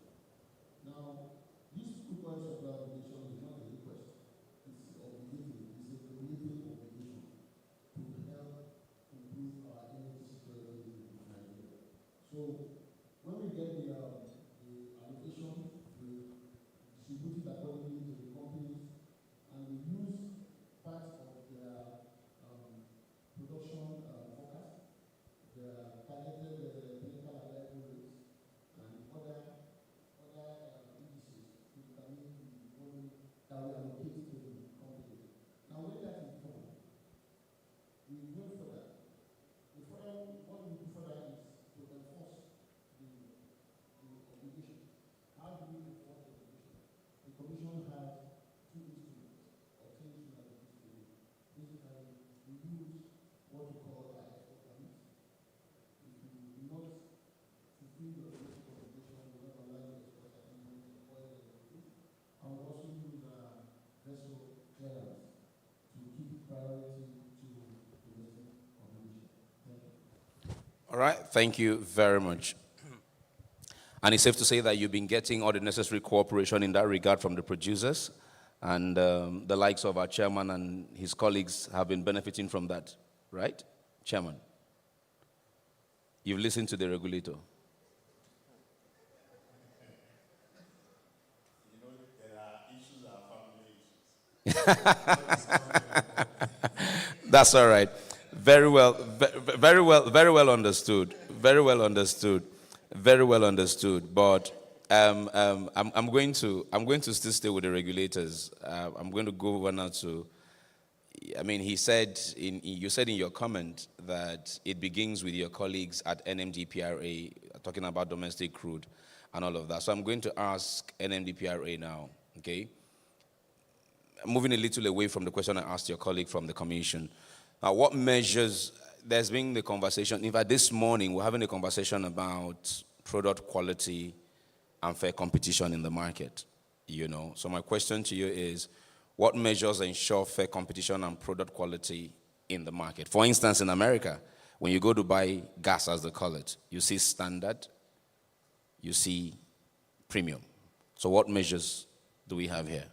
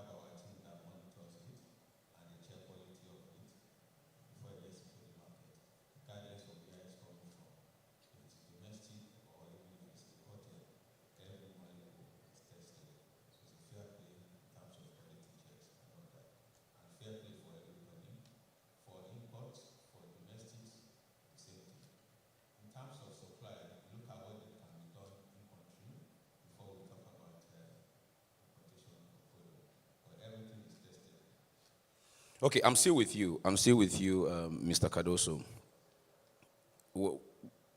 Moving away from competition and all, a lot more refineries are going to be coming on stream in the short term.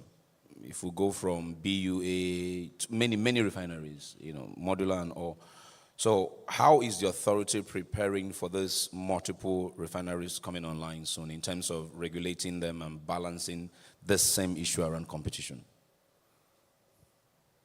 It's not as if they will come in without us knowing. This is a project that takes time to come in, so we are always prepared for it. We know what is coming, and I can assure you that daily and monthly, we monitor the volume that we have that's been consumed, and we know what is coming into the system. We know the demands, that we are envisaging, and we know what will come into it. Every day, we do reconciliation of products that are done in country and that's coming from outside as well. So it's not going to be a surprise when they are coming in. For example, as Dangote is producing, we know what capacity they are producing right now that can be in country, except the one that's sending outside. We do monitoring reconciliation. So that figure, compared to the consumption in the entire country, we know it. So as those refineries are also coming up, we know their yield, we know what will come into the market. So we factor it in. And also the law also allows us that we look at what is happening in country first before we go outside. So we check all those material balance of all those things. All right, thank you. Thank you very much. I'm going to come to you now, Engineer Krager. The theme of this summit is looking at security across the continent and not just Nigeria in terms of refining. So my very first question to you is, what regional partnerships can boost refining investments under AFTA as we currently have it? Thank you very much, Richmond. I think I'll go at your question another way because my primary role is to attract investments in the region, in the sector, right? So I think I'll rephrase your question a bit if you don't mind. No, please go ahead. And say what factors would actually promote regional investments in the refining sector. I think that's what's practical. And the reality is that so last week Africa Energy Week, S&P had a very high level roundtable on infrastructure challenges and how to bring up. I think that's the biggest thing. And yes, we have vaccine,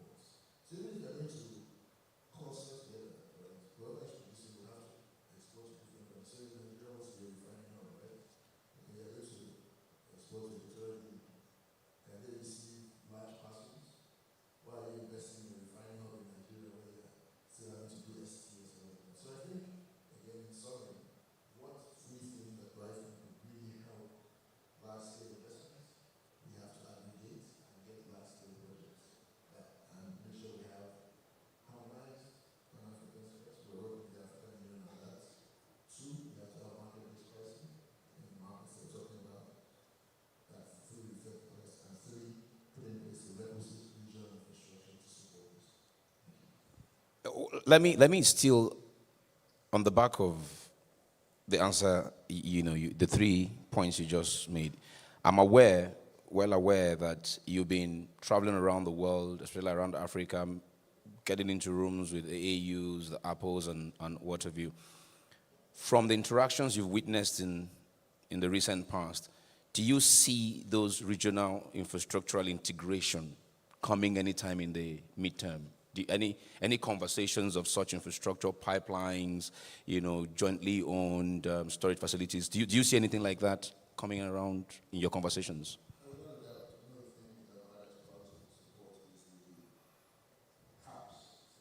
Okay. Mm-hmm. Mm-hmm.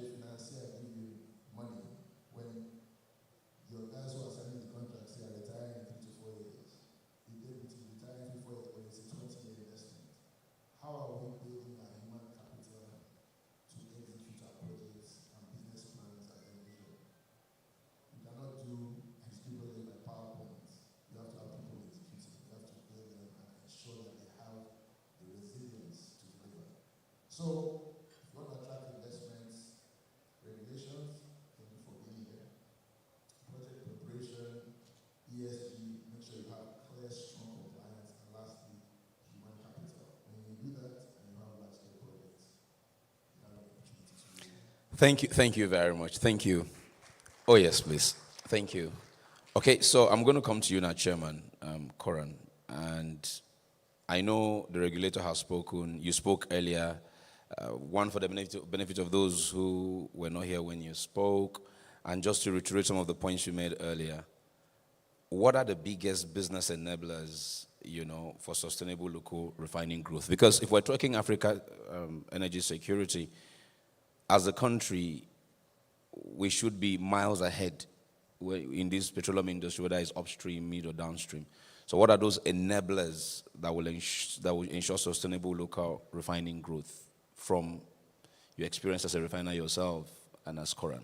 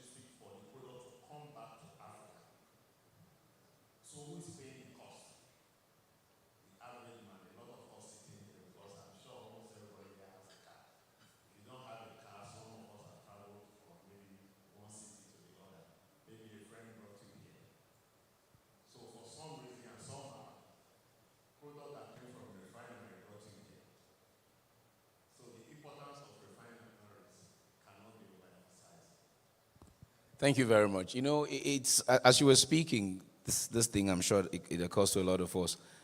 Sometimes it feels shocking how we've done this business for over 60 years and we treated refining like Cinderella as Africans. I mean, as you said, kept sending it out, bringing it back in the refined products. I mean, as the Bible would say, who bewitched us? But thankfully, we're getting out of that, thanks to the likes of you doing Modular Refinery, the Aradels, the Watersmiths, and of course, the big man himself, Alhaji Aliko Dangote, who, for me, love him or hate him, he's played the part in extricating us from that grip that has held us down as Africans for, yes, please, if you may, that has held us down for many, many decades, taking our product outside to go and refine. Now, as I said to the regulator, Chairman, I'm still with you. As I said to the regulator, there are many more refineries coming on stream in the near future. But you now, as Coran, if you can share with us some of the things you're doing as Coran to promote collaboration amongst your members, are there still people in the refining space who are not identifying with Coran? I mean, in Nigeria here with Coran, and if everybody has identified with Coran, what are those collaborative efforts Coran is doing to keep members speak with one voice? You know, success has a lot of friends. True. You hardly find success that has too much of enemies, because everyone wants to identify with success. So in my native language, they will say that someone who has is the person that everyone knows. Why not say it in your language and then tell us in English? Oh, no, one. Okay. Nice. So it means that it's someone that everyone knows. Absolutely. Absolutely. You see, in Nigeria, when you look at the industry, what is happening is that people want to identify with the industry that is mature. And that industry is upstream and downstream. You know, upstream is mature, downstream is also mature, because people have been in the upstream and in the downstream for several decades. You know, but refining is very new in Nigeria. So it's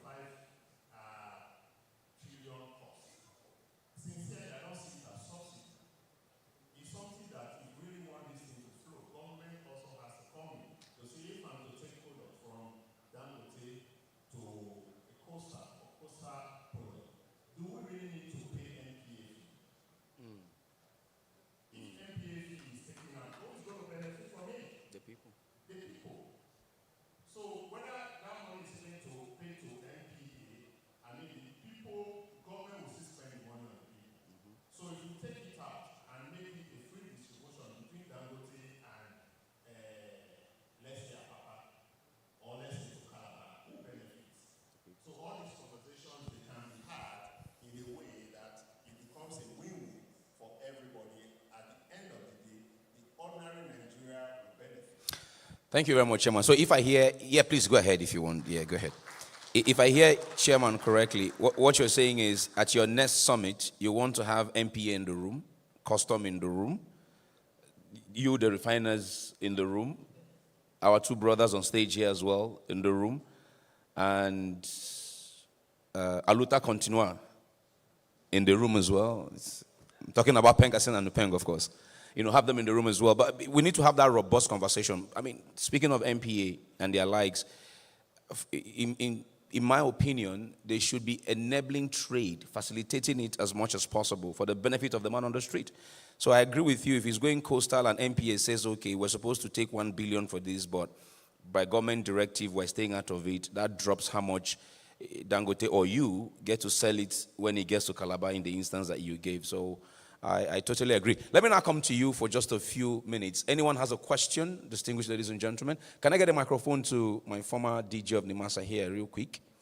Tell me which of them you're addressing your question to before we make progress. We need to draw the curtain soon. Good morning, everybody, or good afternoon. Please, for those who don't know you, tell us your name again, sir, please. My name is Mr. Temisa Omashe. I'm the chairman of Pumas Logistics and, of course, former DG of NIMASA. But I will not go into what I'm going to be talking later in the day. Sure. Panelist. Sure. But the question I need to ask, and I believe the chairman of Coran and maybe NUPRC and MDPR may be able to help me to answer this question. And that's quite simply is that, we have what we call the OPEC quota.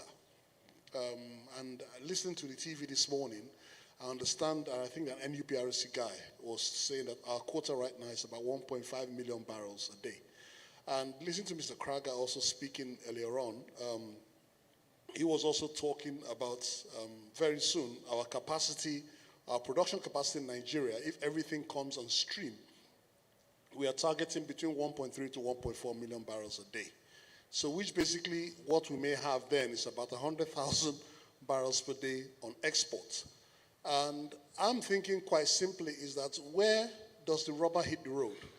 In the sense that we have our domestic requirements, which is by virtue of the PIA, which is to provide for domestic production.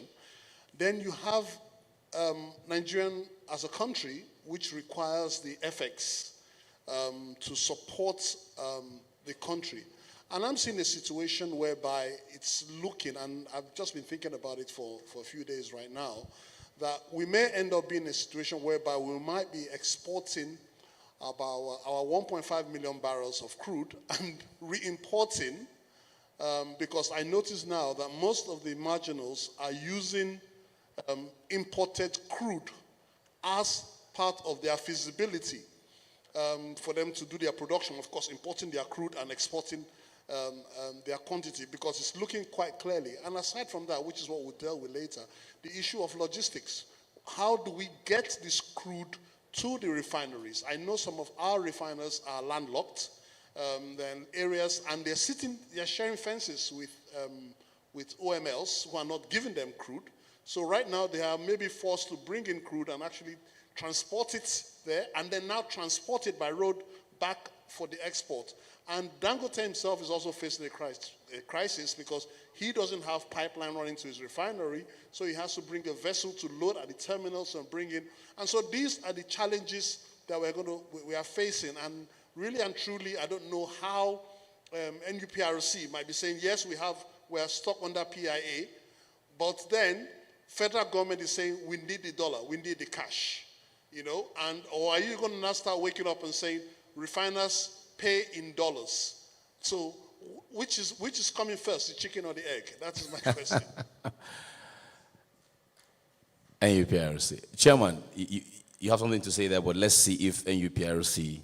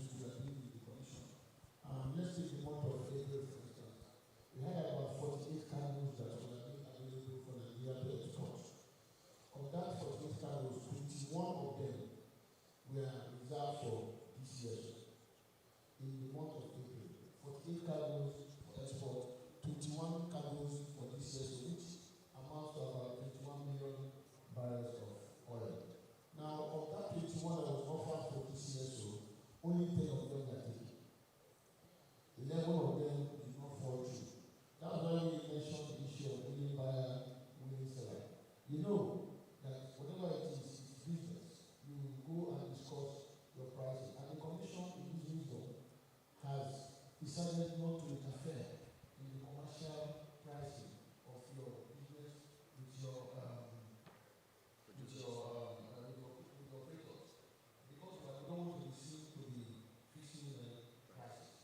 We want you to discuss. That's why we said at the point of discussion, let the new buyer sell out into play. And you know, crude oil is an international commodity, and as well there are a lot of forces and there are a lot of indices that goes into the pricing and the rest of it. So we have 11 of them that are not taking. Out of that 11, 9 of them, they are saying 8 of them are as a result of pricing differences, while about 3 of them were as a result of specification.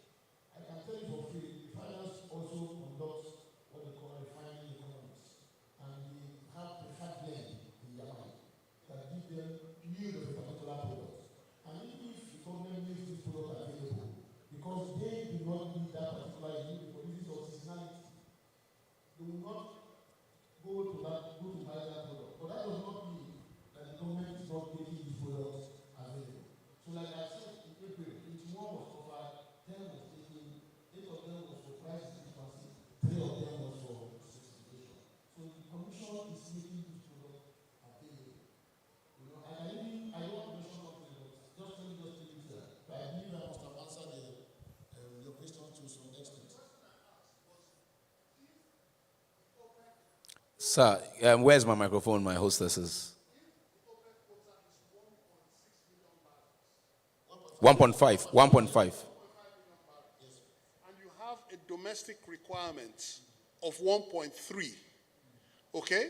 So are you going to give the total 1.3 To OPEC. to the domestic refiners and only export 200,000 barrels? Because are you now, or because you cannot go above your OPEC quota, or is there a difference in, does OPEC say if you are producing 1.3, use your 1.3 and still meet your 1.6 quota? I need clarification on that. That is the questions I want. So if I hear you correctly, sir, what you're saying is that if we produce 1.5, for instance, and we utilize 1.3, is it still part of OPEC's quota? Okay. Okay, so basically, let me just say something here. In terms of our production, I'll go back a bit. In terms of our production, OPEC has recognized the increase in our production. And as we speak, there's a meeting going on to review the quota given to Nigeria from 1.5 to something higher, around 1.7 as the case may be. And in terms of what you're asking, sir, we know that there are lots of dynamics that goes into this business. And I might not be able to sit down there and tell you yes or no until maybe we have that forum where we put everything together and have more discussion. Please go ahead, Engineer Krager.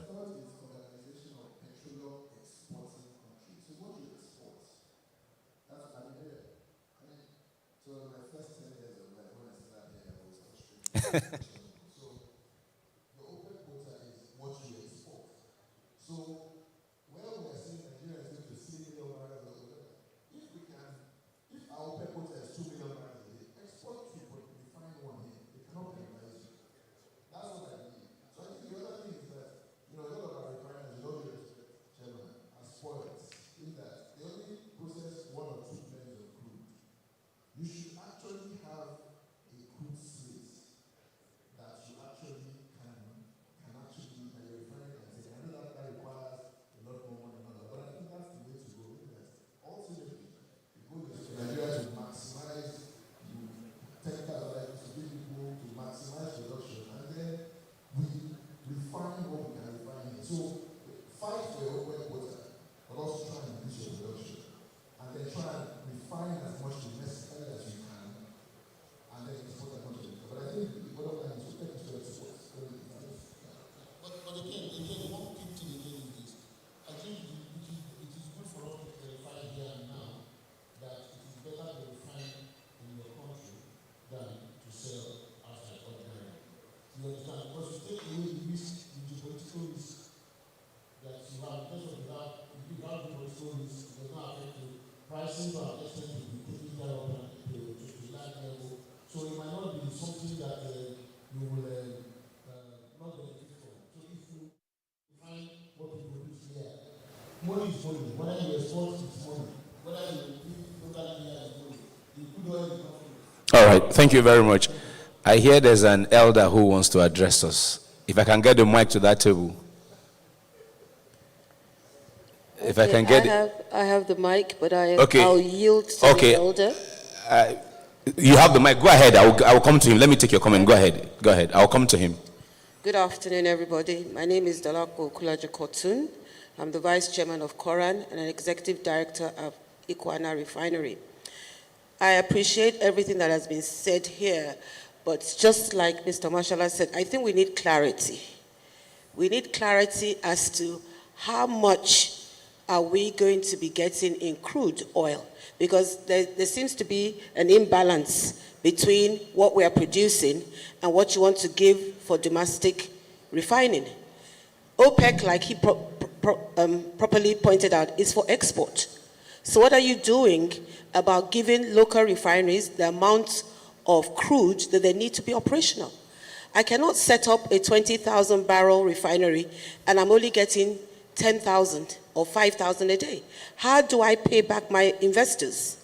That's number one. So we need to have clarity as to how much. We know we have the domestic crude supply laws and PIA and all that, but the reality on ground is that most of the refiners are not getting the quantity of crude that they want, or that they need rather, in order to operate efficiently.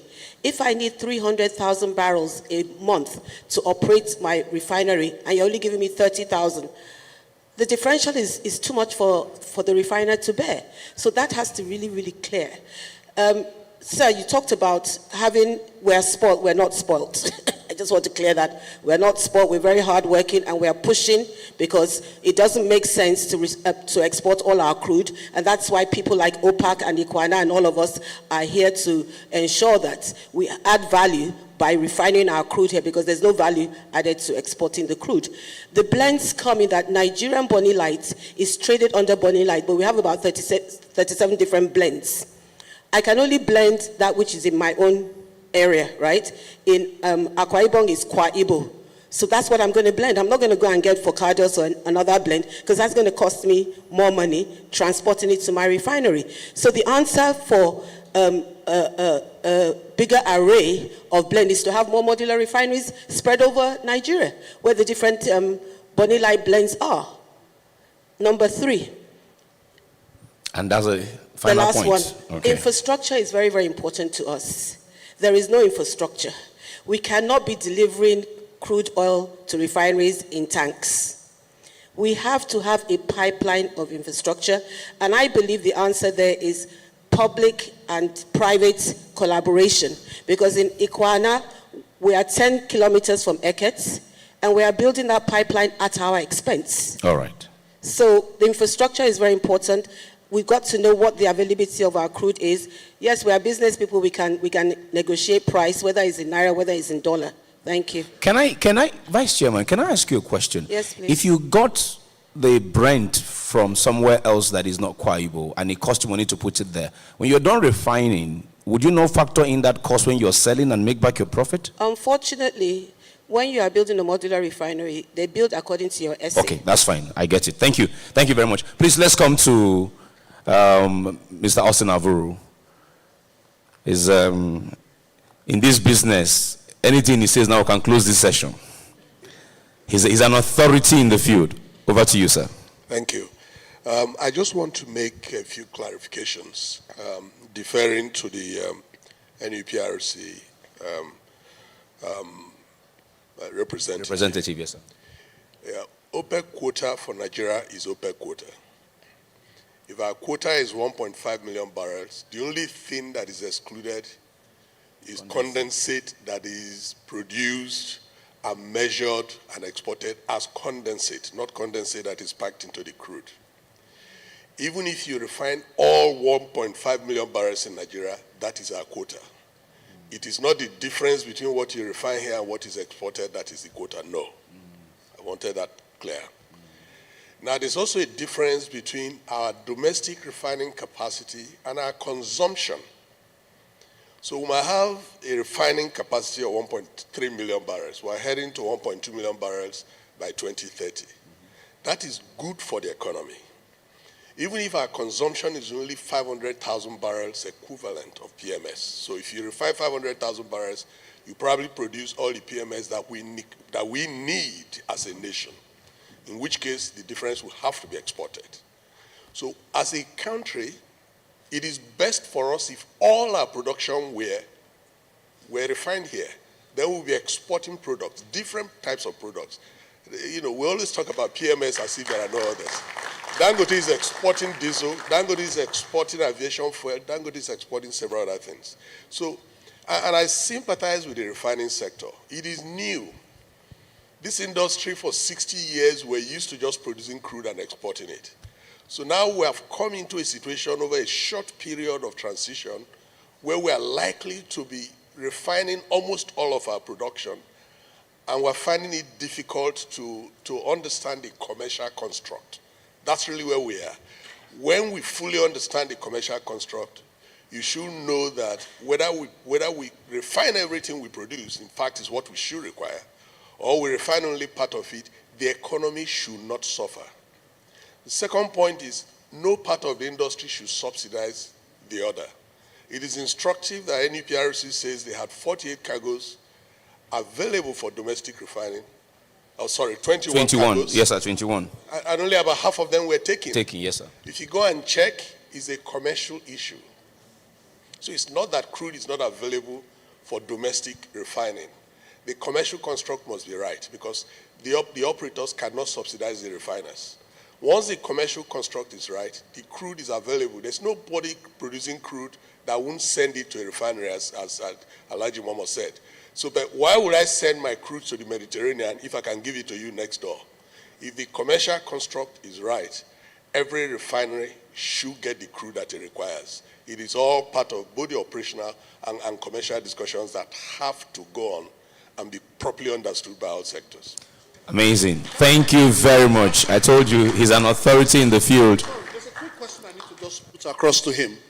Dangote raised an issue, which he said that when he bought his crude, he was given a $6 plus on top of his crude for the crude he was buying in Nigeria. So it was cheaper for him to actually buy imported crude. How do you handle that, sir?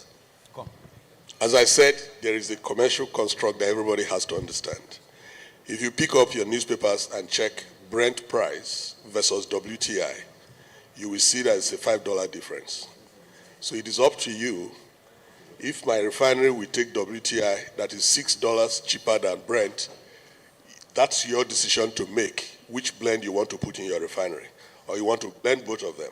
There is also a possibility that Brent in Nigeria, without the transport costs coming into your refinery, may not necessarily be more expensive than WTI that has to come from the UK. But again, it is a commercial discussion between the refiner and the producers. No one will subsidize the other. I love the point that Augustine made around no one should subsidize the other, and I totally agree with that. And I think I'm going to anchor this conversation around that. But before I go, I'm just going to, in 30 seconds, right, just give you, if there's something we've missed out that you would like to say, I'll begin from my Oga Cardoso from the authority. 30 seconds. What will be your parting shot from this conversation so far? 30 seconds.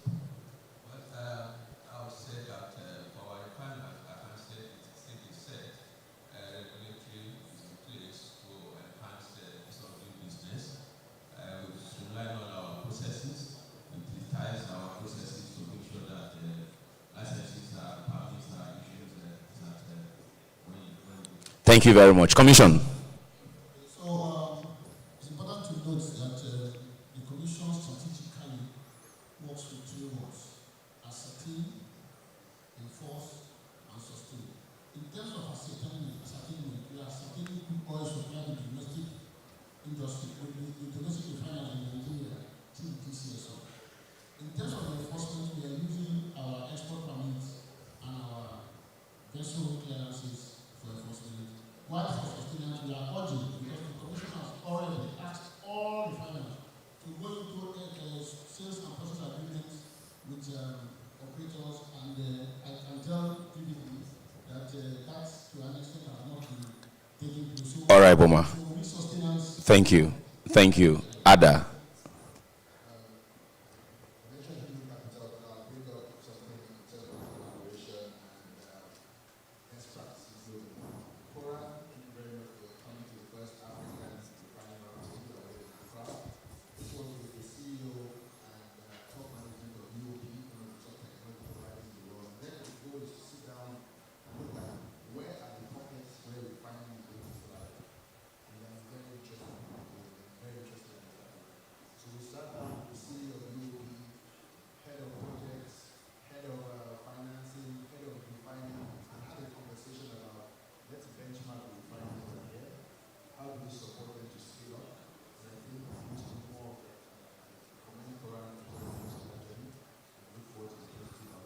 Thank you very much. Coran.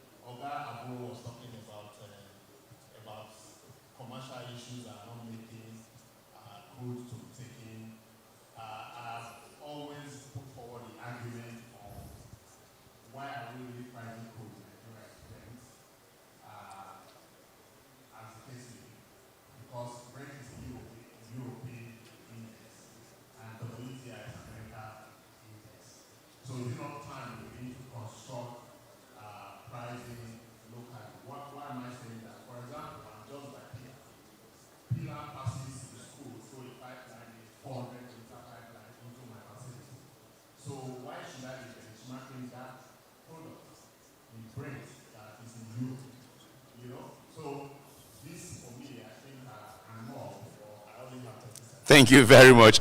I'm sure the other panels that we follow will do justice to this. By the way, there's going to be a strategic dialogue on refining that's going alongside lunch in the room here to my left. Some of the people for that meeting are in the room. So where's Kunle? Kunle will see to it that, Legend and Legacy will see to it that they have that meeting there. And Chairman, you are there as well. So I'm sure Mr. Avuri is moderating that conversation. So I'm sure we can deepen the conversation there. But ladies and gentlemen, please give them a round of applause, my panel. Thank you so much. Thank you, thank you, thank you. All right, so we're going to go for lunch. Please rise, gentlemen, for family photo. We're going to go for lunch. While we're serving lunch, we're going to have that strategic dialogue that I'm talking about there. Just, okay, give him this thing to stand, please. Yeah, let's do that.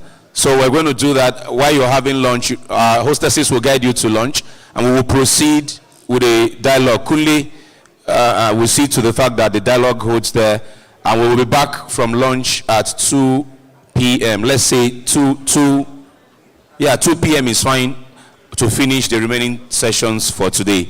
Thank you very much. I moderated this panel, snap without me. Your camera feel lost. Your camera feel lost.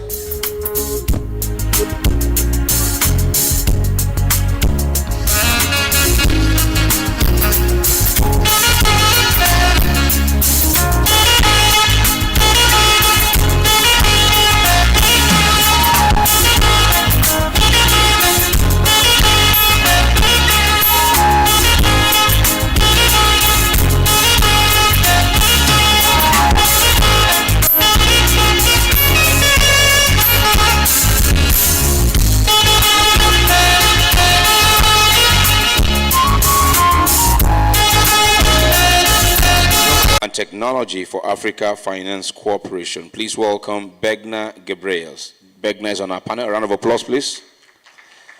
Begna is being joined by the Managing Director, Rain Oil Gas Limited. Welcome, Emmanuel Omuchine. Emmanuel, you're welcome.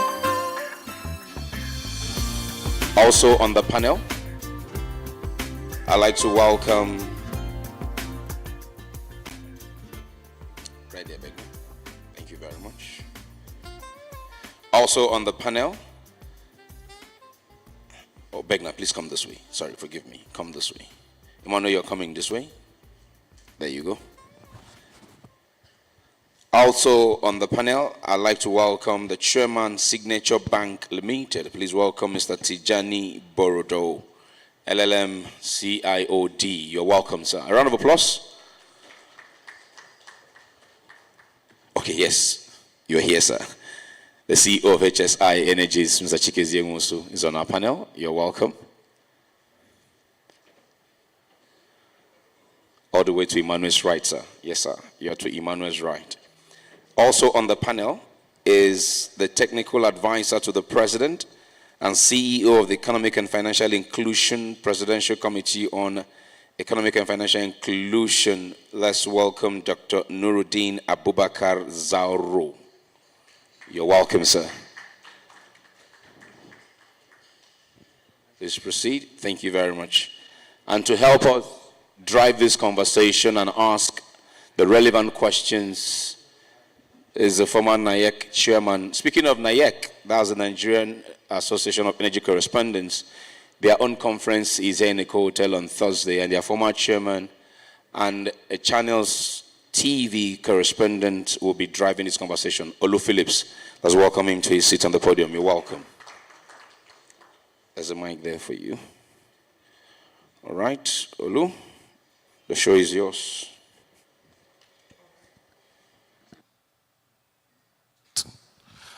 All right, good morning, everybody. I know we are coming in between you and after lunch before you step out for the other engagements you have for today. But let's drive this very quickly.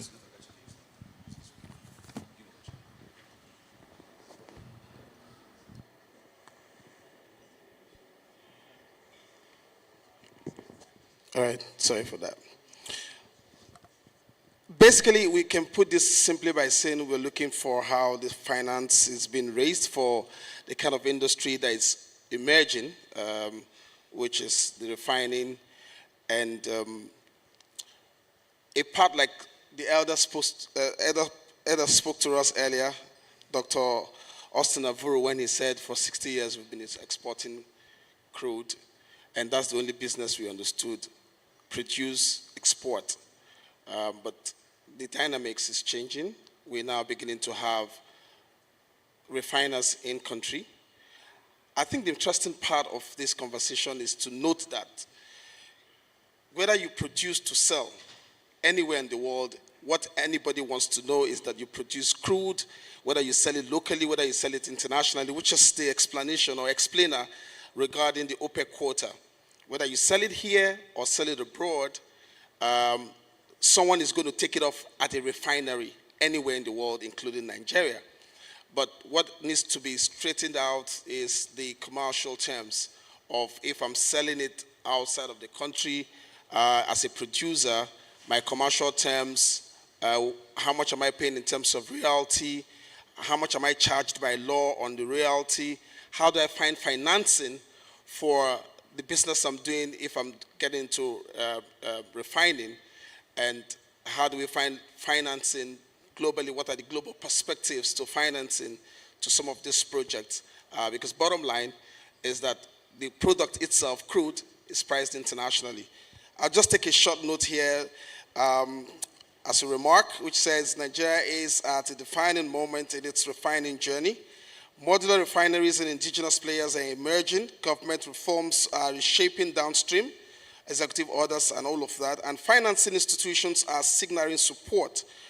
We just saw some of that happen in Cape Town just barely days ago, financing and all of those corporations.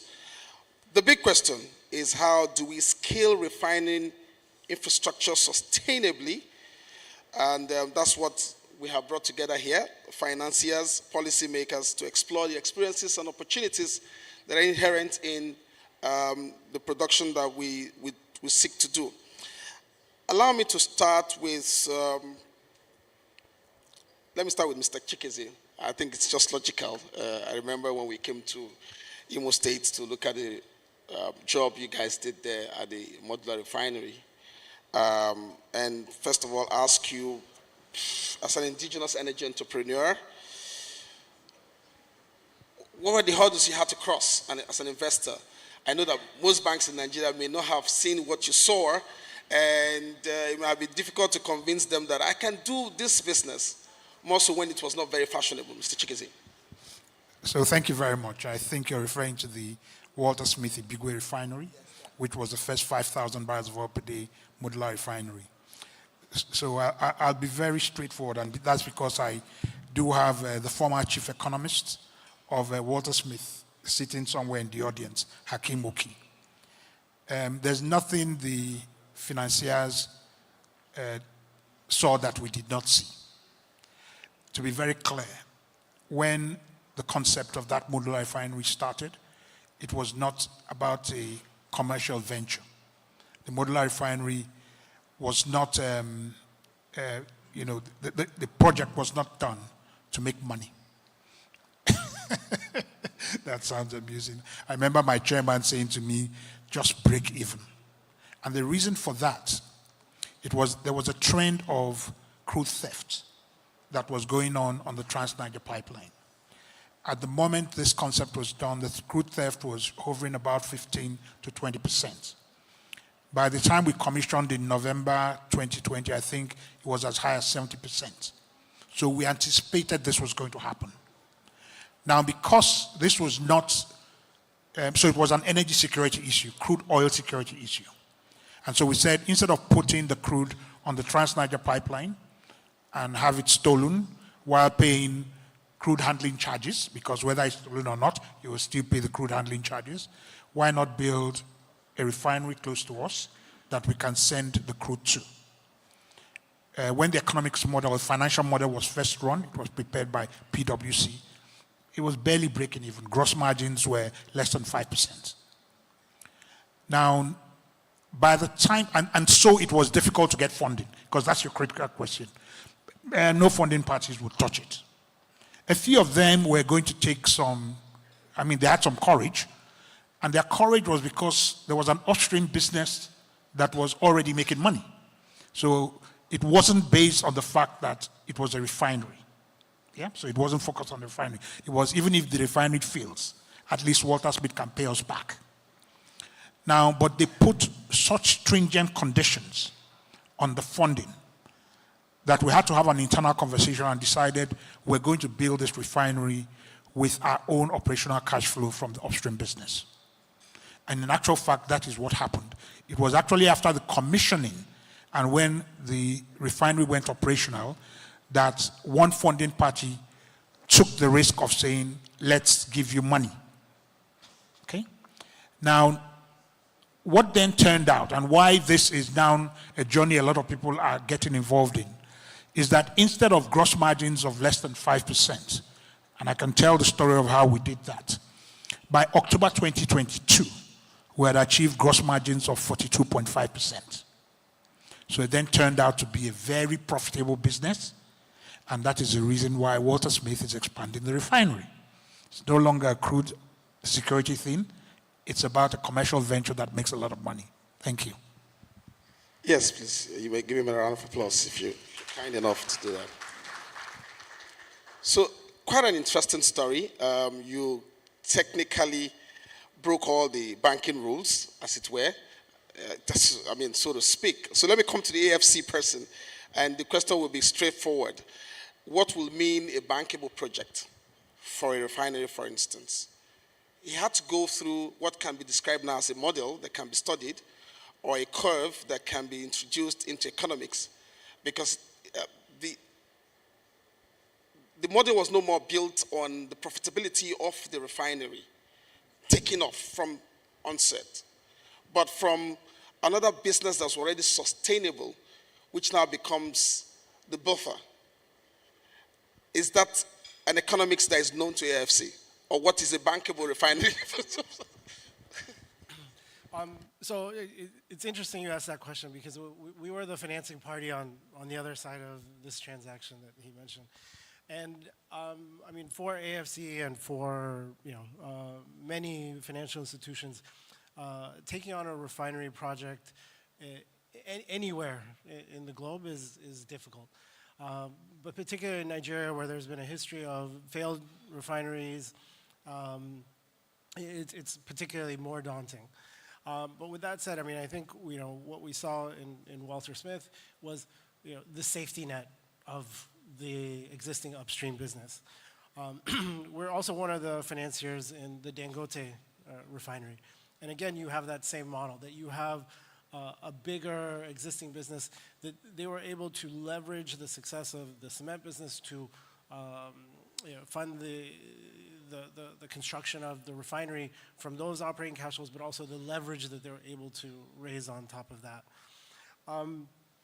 Now, with that said, seeing the success of these refineries and having taken on some other projects outside of Nigeria, in Angola, in Ivory Coast, in Senegal, Even ourselves, we started to gain some confidence in the space and have backed entrepreneurs who don't necessarily have, a third business that's supporting the refinery. But invariably, you still see that for these projects to be bankable, you need a handful of things. One of them is you need a sponsor that has deep pockets, has the ability to equity fund a significant portion of the refinery build without the bank financing. You need to have a very secure supply of consistent, reliable quality crude, because we've had more than one project we've seen fail because they either couldn't get crude or the crude that they received spoiled their equipment. And then, finally, you need to have some kind of, ideally, captive offtake market or other industrial kind of locked-in offtake arrangements, because at the end of the day, it's one thing to build the thing, it's another one to get the crude, but if you don't have profitable offtake, then the bank's not getting paid back. So it's a three-part: the sponsor, their ability to equity fund, the supply, and the offtake. All right. Okay. So if I hear you very clearly, if the equity part of the funding becomes a critical variable for you to look into that business, aside supply for crude, it then means you have to be met halfway with this level of incursion, if I heard you right. The panel, the way it's arranged, is messing up my notes, but I'm catching up very quickly. So I will come to you, Emmanuel. I mean, Mr. Chikeze has set the tone, and I'm happy that you took on what it means to finance and bankable project. So for you, you've built an infrastructure for downstream. You've scaled up that capacity. You did it on your own. That's your equity, as it were.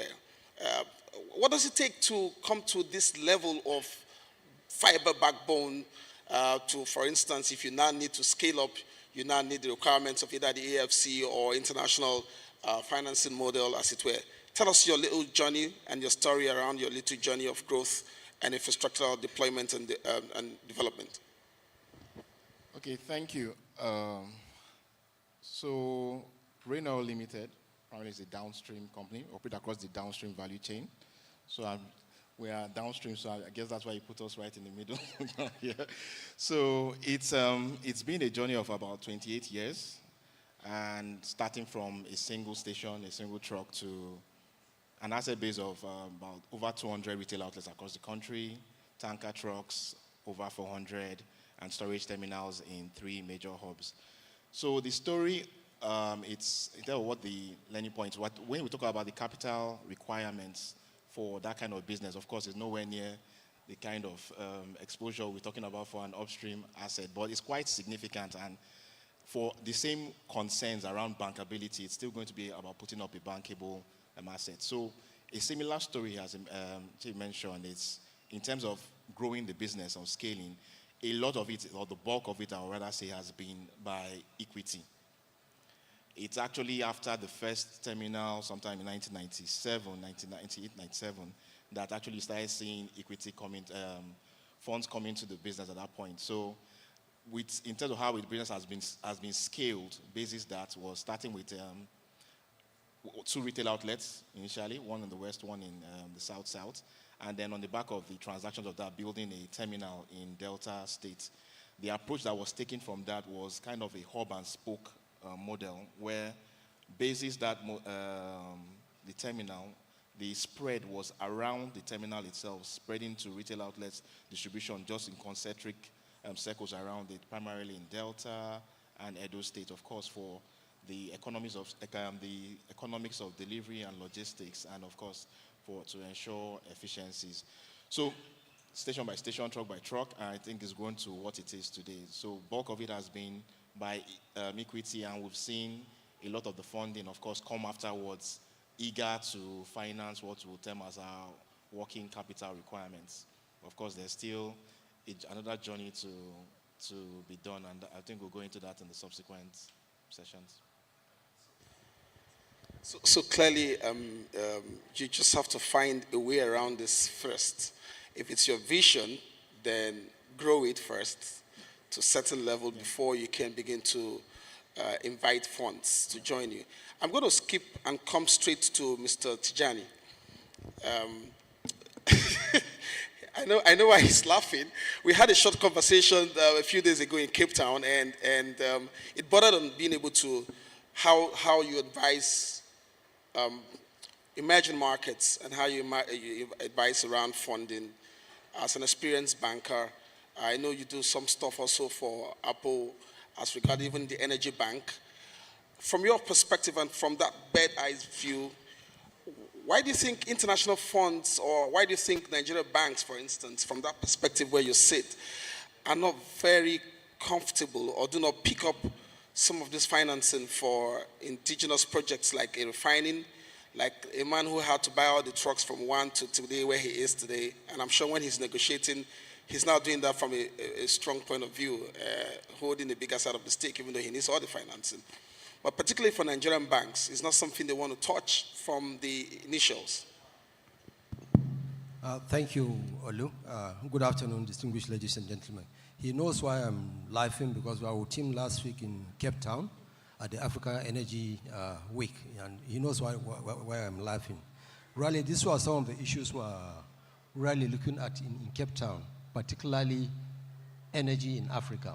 What do we need to do as African oil and gas industry?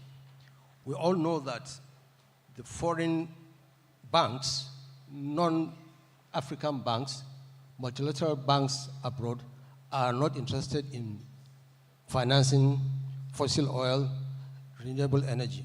So that was the biggest discussions we're having in Cape Town. But what is very fundamental, ladies and gentlemen, is that banks, whatever type of banks they are, their primary purpose of banking is securing deposit and lending. And so to that extent, if you see a bank not lending money to a customer, there are certain issues that the bank is looking at. Primarily, the bank will look at what are the risks that are involved in lending this money. Some of these risks, if you look at them, there are maybe 2 or 3 risks that maybe I would just want to point out. You see, there are project-specific risks, depending on the kind of project you're undertaking. As a bank, if you look at it and say, look, does this customer have enough capital? Is it working capital they want, or is it other capital? So as a bank, before you start lending your money to that customer, you'll be thinking in terms of, if I lend money for capital project, where is going to be the money for the operations? Okay, so you really need to look at that. That's maybe a project-specific constraint. And then also, in the Nigerian industry, just like the first speaker spoke, we must look at the issue of our environment. We know the volatility in terms of security that we have in this country. It's a fundamental issue that banks look at before they lend money to. But we are where we are. If we don't lend this money to ourselves, the foreign direct investments are not going to come. So the critical thing, I think, is that as a government, the government must do its own bit to make sure that the oil industry is safe for people to invest, both foreign and local investment. And I think that's a fundamental thing that we need to address. I know the present government, from the statistics that we got recently from the NNPC, they have upscaled their operations about 1.8 million barrels per day, isn't it? And similar oil and gas companies. So I think, to me, as a banker, I think these are some of the risks that we know. So long as the environment is going to be safe for the operations of that oil and gas company, I think banks will be willing to look at that and see the kind of financing that we can give. Maybe I'll stop here. There are other things that I can talk about, Olu. Thank you. All right. I think he's already laid the questions for you, Mr. Bubakar. I mean, clearly, government should be playing a very critical role in upscaling some of these businesses. You know what a refining capacity will do to a country. Let me refer again to what Mr. Austin had to say when he said $1.5 million, $1.5 million, 1.5 billion barrels is what our allocation is from OPEC. Let's take the example of Indonesia. Once Indonesia began to consume everything they produced, they exited OPEC. So the issue is not whether you're able to consume everything you produce or sell it is not the question. It's the ability to be able to make and scale up that refining capacity and make sure that the products and the derivatives are there for you either to sell locally. Money is not irrespective of climes, whether you sell domestically or whether you take out the derivatives and send them out for foreign exchange earnings, not necessarily by selling the crude. Now, how is government seeing all of these things that are opening up? The pushing of the envelopes, moving away from direct sales of crude to indigenous companies taking up the capacity, equity contribution in the downstream distribution, building refineries, and making sure that this business grows. How is government not seeing the capacity in this? And if they are seeing it, how are they supporting the upskilling?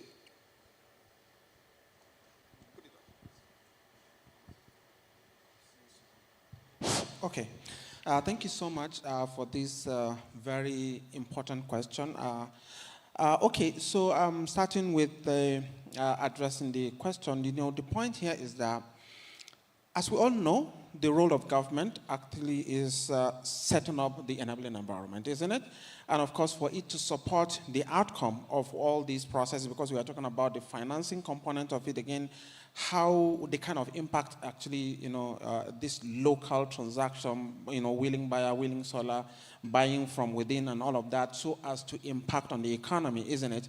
When Mr. President actually came on board, we know that he defined his priority areas. One of the key targets that you guys are going to be very valuable on is actually about achieving target of $1 trillion economy, deepening our own financial sector to get to that level, because that can only be possible if there is enabling environment to support this kind of transaction. You made reference of Indonesia and all of that, but for us, the regulators, of course, are of course doing a lot in order to demystify, to bridge all the gaps, so that we have been building bridges to ensure that this transaction among ecosystem players becomes possible. I was so excited, the conversation going on in the room, more of like a dialogue, among all both the practitioners, the regulators, and all of that. But for us, straight to the issue now here is that when this administration came on board, apart from setting the target, they also came up with some enabling policies to encourage, collaboration, both the local and international players in this space. I can give you an example, somewhere in April last year, government actually signed an accord, in the presidency there, encouraging collaboration and what they call it, collaboration and partnership among the ecosystem players, setting clear target of $1 trillion economy in order to do. And from that point onward, a particular presidential call committee was actually inaugurated, which by his grace we are, manning the secretariat in the presidency. The whole intention there is to encourage both the private sector. In the past, we know that some foreign direct investors, they want to come into the country, but they need a handshake with the government. That handshake, that notification that the government is actually endorsing the valid transaction they are doing itself, I think is another form of guarantee, which also speaks to my brother here from the banking perspective. So after the banks actually come up with the financial product to support the refining, to deepen the sector, there's a need for signature from the government, and that's what the government is actually putting. And that is the result of what led to the impact that my brother here spoke about. You can see providing the security, the policy-wise and all of that. So, and also opening the door to encourage conversations around the ecosystem players. That I can give it to you under the current administration has been achieved, and we always provide an ecosystem. You can see just last week what happened, what is going on in the space, between one of the operators as well as the association. You can see government quickly step in, because come on, it's our duty to actually, reconcile among the two parties. And that's exactly what the government is doing, in addition to, putting in place enabling policies to ensure the security of the sector is actually ensured. And that is what will take us to the promising land. Financing aspect of it is that, the regulators, and even not only that, even like the central bank, and also the capital markets system has also been enhanced by way of reviewing the policy. Unlike before, if an operator like a foreign direct investor that come into the country, you may have your money stocked in the country, right? But I'm sure everybody knows that it's no longer that because of that decision taken by Mr. President from day one of his administration, isn't it? So this, among others, I think are encouraging, our friends who are coming in the sector to support our own local stakeholders, for them to come together to see how this sector can be encouraged so that ultimately the target of $1 trillion economy will be achieved in this country. Definitely, we can even surpass that at a time. Thank you so much, gentlemen. All right. Yes, please, if you want to. I'll come to you. Let me come to you for AFC. I see that there has to be a handshake across the representatives here, and I would have also loved that the regulator is here to listen to some of the opaqueness of the things that could help facilitate trade, as it were. But for AFC, I mean, how can you balance the commercial viability with the developmental needs of entities like maybe the refiners or those who want to just concentrate, for instance, on downstream, as it were, maybe distribution, filling stations, tank operators, as it were, because clearly there needs to be a commercial viability of that project, bankability of that project, and there is that need to also scale up. How do you balance that, and how do you see that in your books, and how do you create a sense around it for AFC? Sure. So creating that balance is, it's a difficult act for all the parties involved, especially government, because some of their interventions can be fruitful and supportive and unleash the industry. Some of their interventions, as well-intentioned as they may be, could actually end up suppressing the market. Examples I can think of, for instance, subsidies or quotas. Some of these things, again, very well-intentioned for the public, but I remember when they first lifted the fuel subsidy here, the biggest reactions you heard about were happening in Cameroon or outside, and exactly. And so, why is Nigeria subsidizing consumption in the rest of West Africa? That doesn't make sense. But, with that said, when government intervenes in the right ways, I think it's fundamental to the blossoming of the sector. And, that's one of the things that we do at AFC is that we get involved in the value chain, not just with the entrepreneurs, doing the refining, not just funding the entrepreneurs, doing the production and exploitation, but also the downstream. And so we hear from each of those entrepreneurs, each one of them, what sets of issues that they're dealing with that they need government support on. And for us, what we try and do is play that honest broker of, feeding that information back into government, and but also taking into consideration the challenges that those entrepreneurs are operating in, and how can we structure around them. But I wish there was like a magic bullet or a simple response, but the answer is always it depends on the circumstances, the parties involved, and in navigating that is what we do. When you look at some of the scenarios that we have, maybe in the last 2 years, of course, which you referenced regarding the removal of subsidy, well-intended.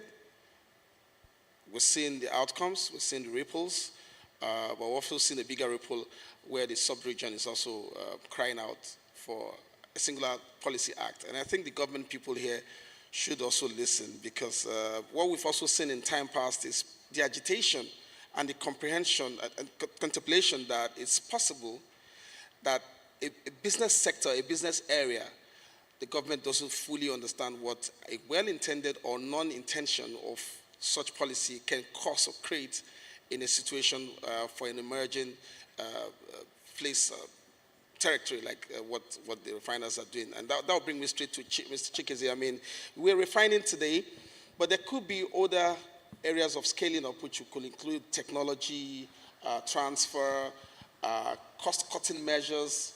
If, for instance, you're landlocked, what kind of commercial arrangements can you go into with a supplier that isn't 100 kilometers or 500 kilometers close to you? Because at the end of the day, the royalties are taxed on production. And from the production to the FOB, there's a cost implication that needs to be understood. And all of those impact on your bottom line. So what other areas can that scale up happen such a way that you look beautiful as you grow in such manner that FIDs that we're looking for begin to come into this sector of local capacity, midstream, downstream, as it were. So thank you very much, Olu. I'm going to, if you don't mind, let me touch on a few things that will then lead me to, being able to address the question you asked. There are a couple of things that have been, mentioned around here. And the Nigerian banks, let me just correct this impression. The Nigerian banks are not scared of getting involved in modular refineries. Absolutely not. What they insist on is similar to what a big funder like AFC would insist on, and they don't want to get involved in a long-term project. So, and this is now, I'm sharing some insights because of the journey I've been on for about 2 years now, post Walter Smith. They are prepared to fund a construction period, okay? Provided you have a big bank that is able to give an SPLC that they can draw down on after that construction period, and the big funding party will then take on the overall project funding that could last for 7 or 8 years. That's a problem with the Nigerian banks. They don't want to be on this project for 8 years. So 2 years, 2.5 years, they're fine. Okay, so that's the first thing you have to understand. And to give you that construction risk funding, you must have a very reputable EPCIC contractor. They are not going to fund you when you pick up any kind of EPCI and say, oh, this is it. What is the track record of that EPCIC contractor of delivering those kind of projects anywhere in Africa? Usually in Africa, because there are certain expectations and certain challenges of doing this kind of projects in Africa that the banks are aware of. Okay? So let's not paint everything and say the Nigerian banks are not interested. The second thing, unless you are a Dangote, please do not go and build your modular refinery several kilometers away from the source of crude.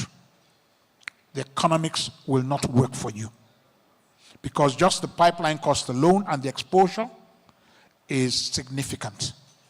If you ask me, I would not recommend anything beyond 10 to 15 kilometers. Yeah? Because those kind of costs you can carry on board as well. All right? Now, so whatever technology you're talking about, location is technology itself. So I'm trying to address your questions. To make your project more commercial for a modular refinery, it needs to be location specific. Stay as close as possible to the source of crude. The second thing is that starting with oil, crude oil as the source of the refined products, so you're going to refine crude oil, may not be the only way to go. There are gas to liquid technologies that can convert gas to diesel, and they are actually more commercial than oil to diesel. And this is using what is known as the Fischer-Tropsch process. And that process is technology that has been adapted to be able to convert certain types of gas. Associated gas, AG? Absolutely. The problem with associated gas is, of course, as your oil production declines, that declines as well. And the funding party will be looking at how sustainable that gas supply is for the long term. So you can also get those gas to liquid technologies as technologies that would help you, if your crude oil supply starts to suffer. Okay? Now, the final thing I would like to add is that I have found that the authority, because you mentioned about government, the Nigerian Midstream and Downstream Petroleum Regulatory Authority is an enabler. I would always pass a message that if you have had any engagements with Dr. Farouk Ahmed, he is very positive about helping these refinery projects move ahead. So his processes, and I will give you an example. We did our consents workshop, permits and consents workshop, on the 10th of December 2024. The license to establish our 10,000 barrels of oil per day license for the Owaza refinery in Abia State was signed by the end of January. That's how fast it was. They had visited the site, done the site inspection, written the site inspection report. And remember that December is the Christmas period where you expect that nobody is working. And the first 2 weeks of January, his people were working. So when you talk about government enabling, until you actually engage government as a serious investor. Last but not the least, and you mentioned it, have your equity funding. And to give you an idea of what the equity funding is, I would say that it's between 25 and 30% of your full project value, typically. It could be less, and you have to start spending that equity in pre-development costs before any funding party will take you seriously. Skin in the game. That's what is critical. Yeah? So you cannot say that because you've gone through a process of paying $52,000 to get a license to establish a 5,000 or 10,000 barrels of oil per day refinery, that's an investment. Sorry, it's not. If you ask me, if you're doing a 5,000 barrels of oil per day, by the time the investor would look at you seriously and say you're spending some money, you would have at least spent $5 million and at least have shown them line of sight to $25 million of equity. If you are not able to do that, they cannot take you seriously. Thank you. All right, let's give him a round of applause there. At some point, he was nodding, and I was like, this AFC man, he's doing your job, but it's all good. I cannot understand. I'm going to come to Signature Bank. What kind of collaborations can we see? You have AFC, big funders here. AfriExim has done quite a big deal for investors in Nigeria and in Africa. AfriExim has done so well. AFC is doing so well too. Signature Bank, Signature Finance Corporation, what kind of collaborations can we see to help these conversations? As you've heard, you need to spend some money first. I don't know how you got that money first. That first money has to come from somewhere first. And it also has its risk on it and has its premium on it. So what kind of collaborations do we see here? Are we going to have a meeting after this with AFC? Thank you, Olu. Mr. Chikeze, you already said it. You see, before anybody, just like you use the phrase, you have to have skin in the game before anybody takes it serious. And that is very true. Now, Olu, with regard to collaborations, now, oil and gas industry is highly capital intensive. And to that extent, really, lots and lots of commercial banks look up to the direct EAFCs, AfriExim. These institutions have the capacity and the capital to come and work closely with the local banks to finance oil and gas. Lots and lots of local banks don't have the muscle really to finance oil industry. Just like it has been said earlier on, short-term financing, 2-3 years. The moment we are talking of something that's 8 years, that is where the collaboration with DFIs is so important. And Olu, I can say that talking about Signature Bank, in Cape Town last week, we really got the picture that, look, any commercial bank that really wants to have a skin in the game with regards to financing oil and gas, you must get that big brother to be able to work with for you to succeed. Okay?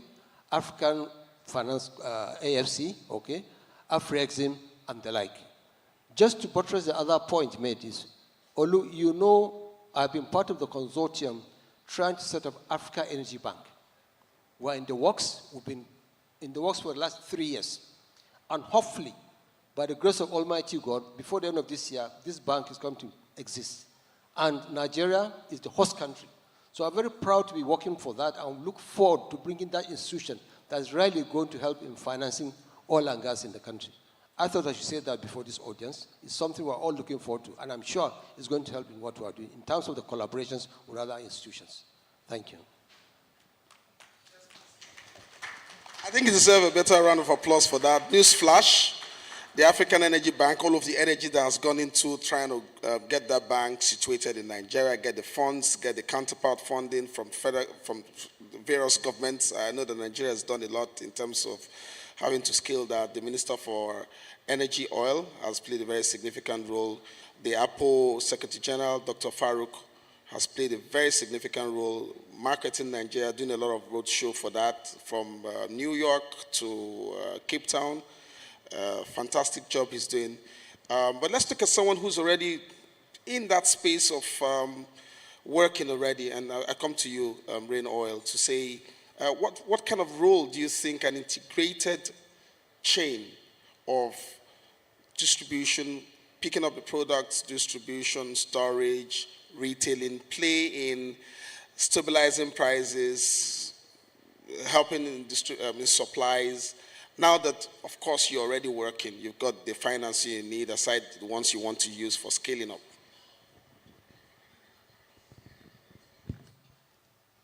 Okay, so that's looking at it globally, forget the point, domestically, as a country. A fully integrated system of from the upstream, then coming down, midstream, downstream to refining and distribution.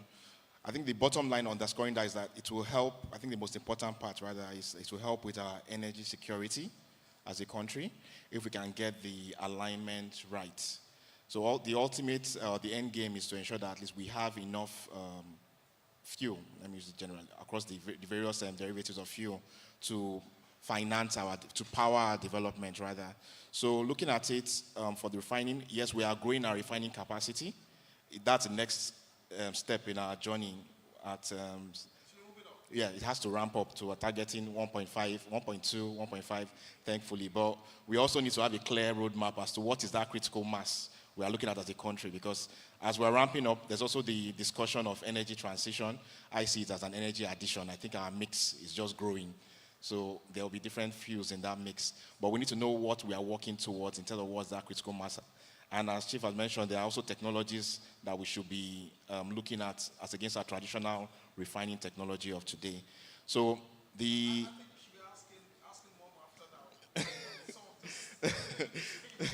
So what that target will be as a country, but it's going to involve a handshake, like you mentioned, let me go from the refining aspect down to the distribution, which is, of course, pipelines will be the ideal, but we need to have flexibility. Yes, we know we have to have the modular refineries. We are going to have that kind of penetration. So the modular refineries, and a critical point that was mentioned was supply. So when we say a fully integrated system or framework, how is the supply addressed? That was touched on significantly with the earlier session about feedstock availability, because that's always been a concern for anybody going into refining discussion. So how do you ensure the adequate feedstock? For us, for instance, starting out that's just starting out a terminal, then that was a concern. And you have to come up with creative and innovative ways of getting supply, alignments and joint ventures, what have you. Then coming down to the distribution aspect of it, at least for now, nobody is driving cars to the refineries to fuel their cars. So that system needs to be clearly outlined as in that alignment. So it's an alignment between both the producers on the upstream supply, the refiners, the retailers, and of course clearly stated the financiers, and of course providing that enabling environment, the government or regulators, to ensure that there's that balance. So the benefits, energy security, we have our human capital development, because with we're refining as well, we have new skill sets that are growing. So that's, you have things to do with civil works, you have instrumentation, you have the electrical works, and those skill sets are also growing as a country. So that's another additional benefit that we'll see as a country. And if you go to economics of scale, we're seeing our foreign reserves up 42 billion, I think, for $2 billion. The highest has been in quite a while. We're talking of top 40s now, not 30s. So balance of trade improves, and I think it's the sky is the limit. It's our new future, and our new reality that we need to align with. So all those players mentioned need to have a full integration and alignment to ensure that we maximize the benefits for this. Mr. Abubakar says you have to have a big brother. The government says they see, they hear, and they intervene when necessary, pointing to the last incident that happened between the Aluta people and a private investor. You, Mr. Chik is here. You are clearly understanding what it means to have an integrated company. You want to move up. Don't move up until you speak to Mr. Momo, otherwise you will crash. The AFC here has told us what it means if you want to allow them see you in a light, positive light of bringing in funds. You have to have some level of equity contribution. Mr. Chikeze is a working example of what it means to actually take that step. Let's attempt to learn this craft. And I mean, anyone can speak very freely. For the finance people, better financing instruments, what can it be? With what you can see right now, Nigeria's already taking the risk. We even have advocacy around financing through pension funds, which is hitting massive, which is in the trillion region. We have trading partners like the Vetols of this world even bringing in financing, which is not their core area of business operations. So what are the kind of instruments that you think possibly can fly with this new development? And for those who are already operating, what are you looking to do in terms of moving forward and making sure that your business either aligns with what government sees or make government see how it is good to do business, the kind of business you do? Because, for instance, I find it difficult to understand or a bit contemplating why are we not moving finished products in volume? Why are we moving it through opaque systems? And that's the debate, that's the fight, that's the quarrel over how we move it through a crude system when we can move it massively, for instance, using the marine technology or marine space. Is someone not understanding this whole conversation? Anybody can speak at this point, and as soon as we're done, the craft will have been landed, and we can call it an afternoon. Is everybody scared? Pick up your microphones. I think I'll defer to Ogachigeze for this one first. Yeah? Okay. Then I'll go after, yeah. And there are certain things I'll defer to AFC. Yeah. So there are a couple of reasons why at this time the marine system, talked about marine transportation, is not exactly, how would I put it? It's not exactly useful to modular refineries, because a lot of these modular refineries are landlocked. So to actually use any kind of marine systems means that you have to truck from their gate to a port and export it. Yeah? And there are certain people, even I think Rain Oil might actually be involved in that, but I do know some people that will take products for export. And let me explain why it is critical to have that export line. And this is one of the things that, and that's the one I shall defer to AFC. A lot of these modular refineries are built or are paid for with dollars. Capital expenditure is mostly in dollars, apart from maybe the civil works and the tank farms. And those are not 100% Naira anyway. And you will have to demonstrate that you have the liquidity in dollars to pay back. That's one of the requirements by the banks. It's not that you're not making money, but you can pay back dollars.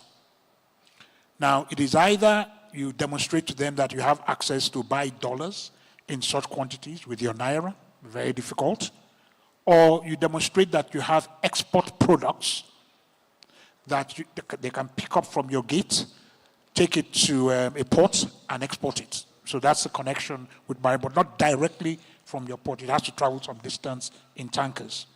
So, I'd like to see whether in the current situation, and that's the one for AFC, where you have not too much of a disparity between the parallel market rates and the official exchange rate, is that volatility still a concern?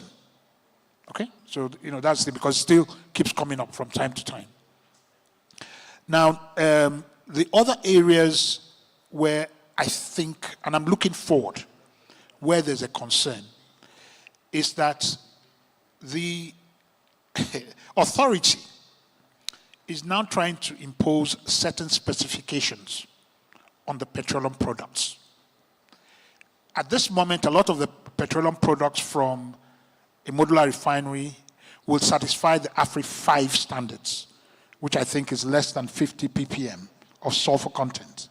But they want to move it to AFRI 6 or Euro 5, which is where Dangote is. For a local modular refinery, which means that you have to meet less than 10 ppm sulfur content. For you to do that, a modular refinery then has to build in a desulfurization plant, which is a very expensive venture. In actual fact, in many cases, it will kill the commercials for the modular refinery. So again, policy is important to make sure that this policy helps the modular refining industry to grow. I do not say we shouldn't meet those standards, but you don't ask them to meet it when they're at 5,000 barrels of oil per day. Okay? You may be able to justify a desulfurization plant when you get to 30,000 barrels of oil per day, which is still within the modular refinery production limits. Okay? So let that be a transition. Because a lot of people looking into it now are saying, if you impose AFRI 6 standards, yeah, then you kill all modular refineries. So I'm saying this is the danger lurking ahead of us.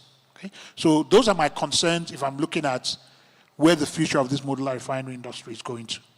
The volatility problem with Forex, the ability to get access to marine waters, as you mentioned, how quickly you can, how far away are you from there, and these thing about meeting standards that only a large refinery complex like Dangote can meet at this moment. Thank you. Big concern. I don't know. Maybe government now or financiers? Okay, thank you so much. Like you said, an open question indeed. For me, I think picking it up from what my brother talked about here, the arrival of the Energy Bank, I think for me, it will certainly go a long way because it comes with their own target and performance, they have to be assessed. So within that, definitely various products also we have to actually come up with, that will address different level of the value chain that is going to come up. For example, with this kind of support from government to encourage collaboration, both the locals and the international, in order to support our own local production capacity, in order to support the job creation and, of course, sustainable development in our country.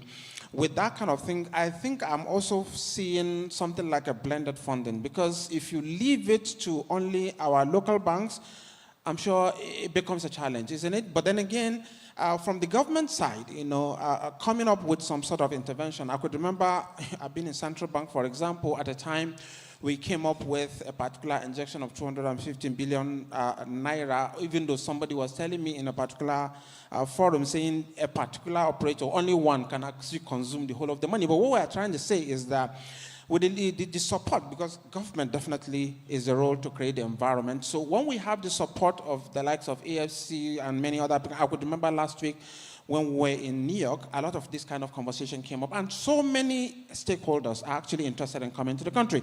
Mr. President has always been the chief marketer of the country, and one of the areas he's actually encouraging this local content aspect, isn't it? So for me, I feel these initiatives, regulators have spoken their own mind that they're working on. Government is also available and open the door, ready to engage into the dialogue and conversation in order to ensure that our local refining capacity and players are encouraged. And another, of course, example is this issue of selling in Naira, that kind of thing. That was a challenge at a certain point.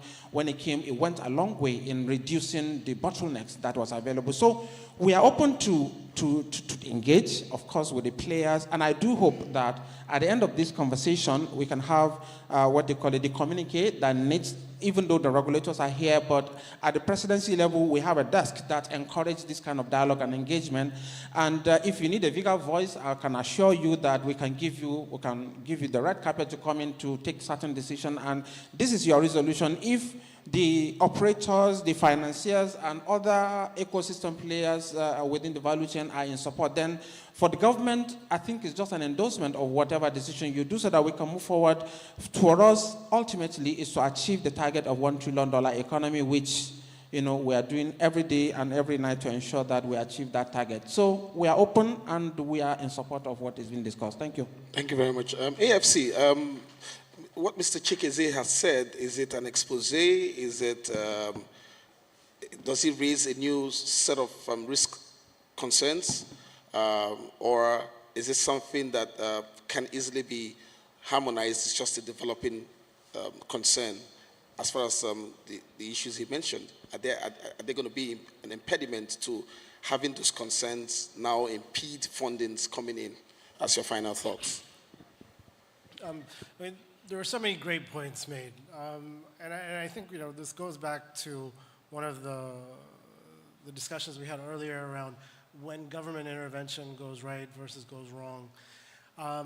Now, the intention behind having higher standards. I think everyone can agree with, a safer environment, a purer environment that promotes the general health of the population.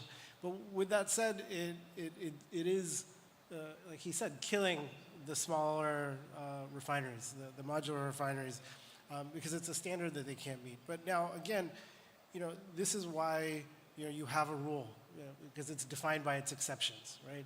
So there needs to be some flexibility to support the indigenous, smaller refineries actually, establish, grow, because you don't want to be over-reliant on, say, one single large refinery, and at the same time, you look at also even the national refineries, which have struggled, and you need a very diverse population of entrepreneurs driving that sector. So I think you do need exceptions for, and but it doesn't mean that the rule itself is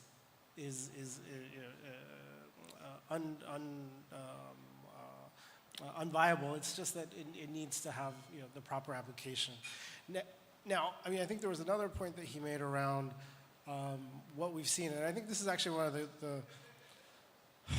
the policy interventions which this government probably, again, I'm sure plenty of people talk about it, but I think it can't be overemphasized.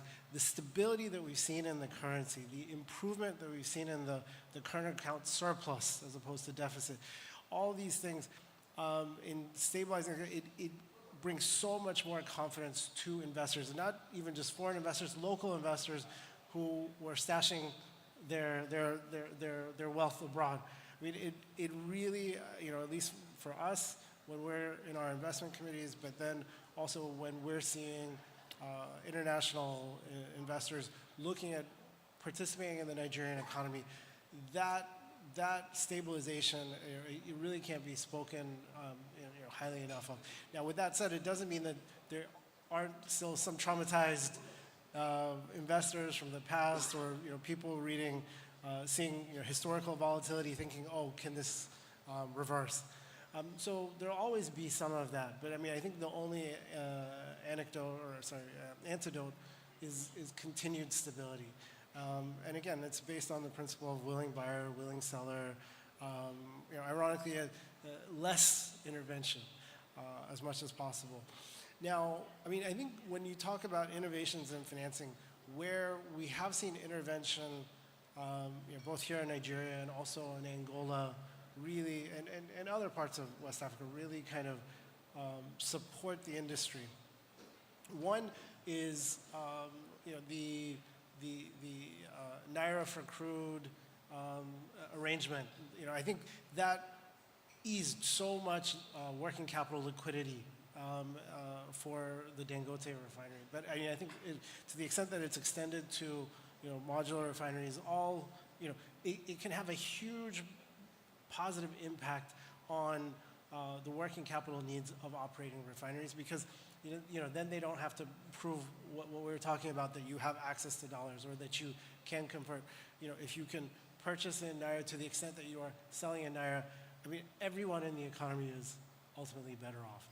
I mean, I think the other intervention that we've seen that is hugely positive is where, at least in Angola, where we've seen that they actually act as a tolling arrangement. So they provide the crude, they offtake the crude. That enabled, so when we were looking at projects in Angola, I think they had 3 large refinery projects that they were trying to get off the ground. The one that did, eventually, the first one to get off the ground, that we also lead arranged the financing for, it had Sonangol acting as both supplier on a fixed volume contractual basis, and off-taker for at least the diesel. And then you took the refineries taking market risk on the black products. But so that, and then I think the final intervention where we see government successfully supporting industry is to the extent that they introduce levies which can provide a financial backstop for debt service or other injections of capital alongside entrepreneurs, either for construction or rebates for making investment into the industry. I mean, we've seen this successfully done in Morocco and again in Angola, but I think it's something that could be successful here. Very interesting, because we see a lot of this new dimension of policies that are homegrown policies that are encouraging in-country investments and saturation. We see that coming from Equatorial Guinea. We see that coming even from Ghana. We see Mozambique. We see Namibia. For instance, the partnership, that the basin that Namibia shares, for instance, with South Africa, they have just 20% of that basin, but they're clearly developing it to the extent to which South Africa is looking to Namibia for its derivative of that 20% development. All of these are happening because of the enabling laws and looking first domestically before looking outside. And I'll come to Emmanuel. Your quick thoughts finally, then I come to my signature boss to put a signature on the conference. Okay, final thoughts, just speaking to the thrust of the session, which is basically financing infrastructure that is to scale. And on both counts, I think at the center of it is the need for more collaboration. On the financing bit, there is money in the country, and I think we can actually finance a number of these projects, especially when we talk about modular refining.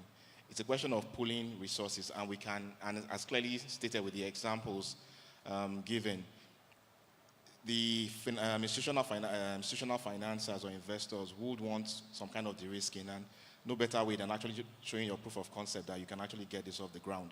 So I think for starting, you can actually finance these projects domestically, and that's what needs to happen in terms of collaboration in that regard. We have the funds in country. On the second count of infrastructure, there has to be more collaboration. Some of that was touched on in the previous sessions. We could talk of downstream. I'm looking at, talk about the port infrastructure, for instance. It's degraded, and there's a lot of work that needs to be done on that count. Jetties, you talked about why we can't be doing significant volumes on the marine scale, and it's down to the port infrastructure, the jetty infrastructure we have across the coastline. It shouldn't be centered typically at Lagos. We have other hubs, Calabar, Port Harcourt, Delta, Morikoko. So we have ports that needs to be upgraded, the infrastructure at those ends. And even for transporting both crude and the refined products inland for the modular refineries, we have a nerve center. Yeah, the pipelines are not functional, but we have rail that I think is a tool that can be explored. We can do significant bulk cargo, which will be safer than having the trucks we have in transit on our roads today. So it's a lesser hazard. So I think rail cargo bulk distribution for both crude and even refined products can be explored. So infrastructural development, and that, again, I think that has to come with collaboration because that's significant capital injection. So with collaboration and the right incentives you touched on, in terms of from the government part to drive or encourage that are things that, with those put in place, that combination, I think we can achieve the scale we deserve as a country. Let's have a signature on this. Thank you, Olu. What I'm going to say is that my colleagues in the financial industry, we should not fear financing oil and gas. We should not. It's just getting the right structure in place. For example, there's so much money that you have in the pension funds. Go to the foreign countries, US and what have you. Most of the money is from pension fund. And we have trillions and trillions of naira in the Nigerian pension fund. It's just the structure we put in place. Cash reserve in the CBN. There's so much trillions and trillions of naira that's there. So it's a question of the structure we put in place, this cash reserve, and then the pension funds, so that we bring this money and unlock the potentials of the oil and gas. And it's just to put in the right structure from commercial banks in collaboration with development financial institutions like, say, DBN, Bank of Industry. If we're able to put that structure in place, we have the financing to finance the oil and gas industry. So let us not fear doing the financing. I should encourage my colleagues in the banking industry. Let's come with the right structure and finance this industry. These are my closing words. Thank you. Ladies and gentlemen, there you have it. Thank you, panelists. Thank you, audience, for listening and staying by. That brings us to the end of this session. Thank you very much. Mr. Rich. Please rise for a family photo. Give them one more round of applause, ladies and gentlemen. Thank you very much.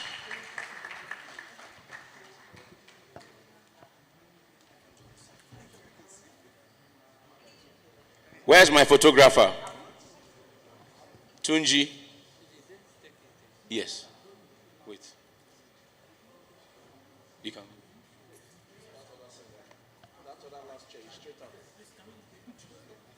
Please, a family photo. Thank you very much.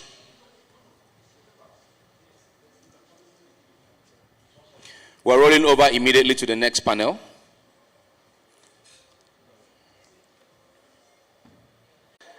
Joining him, gentlemen, please, we can take your seat. Please take your seat. My panelists from the pre-ended panel, please take your seat. And let's allow them take their seat, please. Philip, take your seat. Philip, Emmanuel, take your seat. Emmanuel, Philip, take your seat. Please allow them take their seat. Allow them take their seat. Allow them take their seat.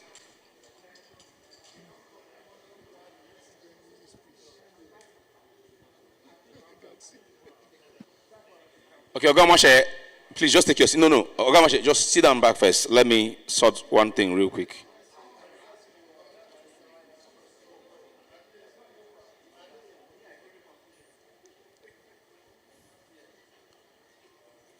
Tochi. I need that lectern here.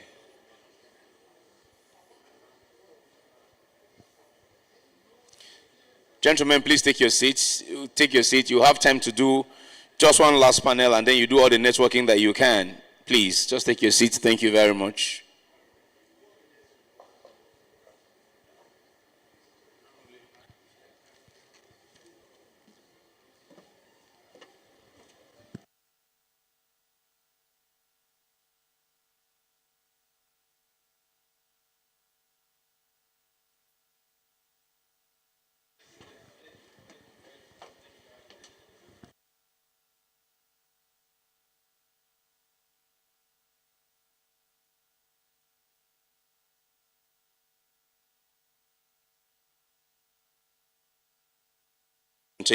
Then the panel will take center stage.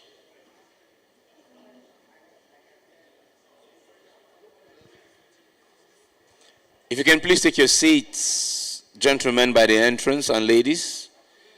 We are almost there. Please take your seats. Now, it is always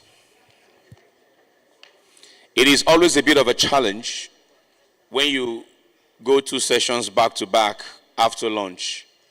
It's a bit of a challenge in terms of boredom, in terms of a bit of heaviness from the lounge and all. So please, if you can just stand, ladies and gentlemen, please stand for just a minute or two. Please stand. Please stand. Let's kill the boredom. Besides, doctors say it is advisable to stand every 2 hours when you have sat for that long, right? So just stand. We're going to move our body just a little, not too much. So see, you do what I do, just not something too strenuous or too difficult, right? Just stand on our toes a little bit. So we'll just go like this. 1, 2, that's it.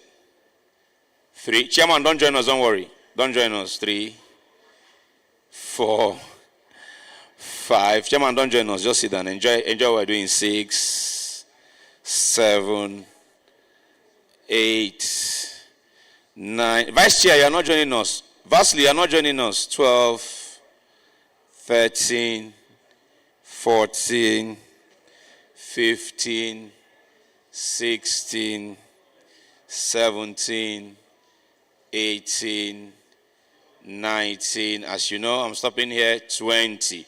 Thank you very much. You may be seated. Thank you. So now, you see you've killed some boredom within your system and you're ready to take in the next panel that is coming any moment now. But as I said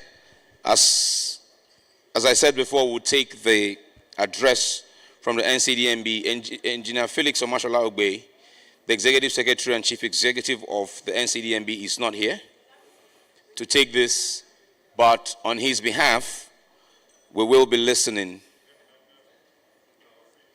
to a general manager in charge of commercial ventures at the NCDMB.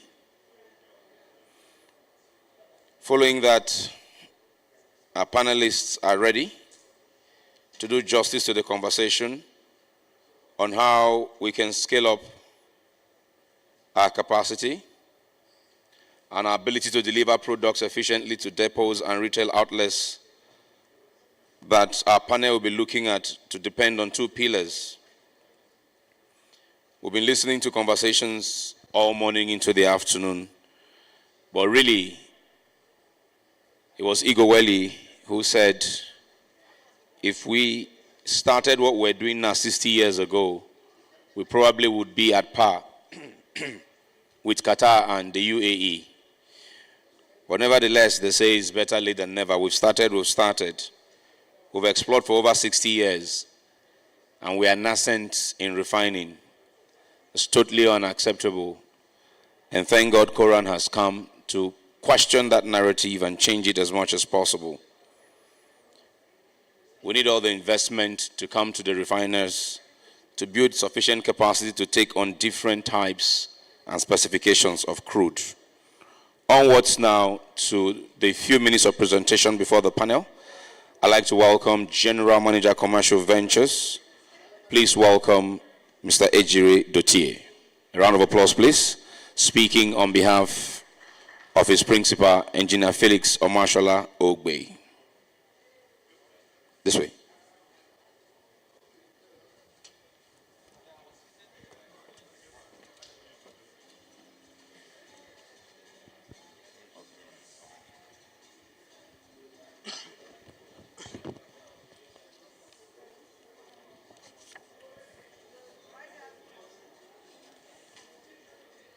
Good afternoon, ladies and gentlemen. My name is Ejiro Dotie. I'm GM Commercial Ventures, NCDMB.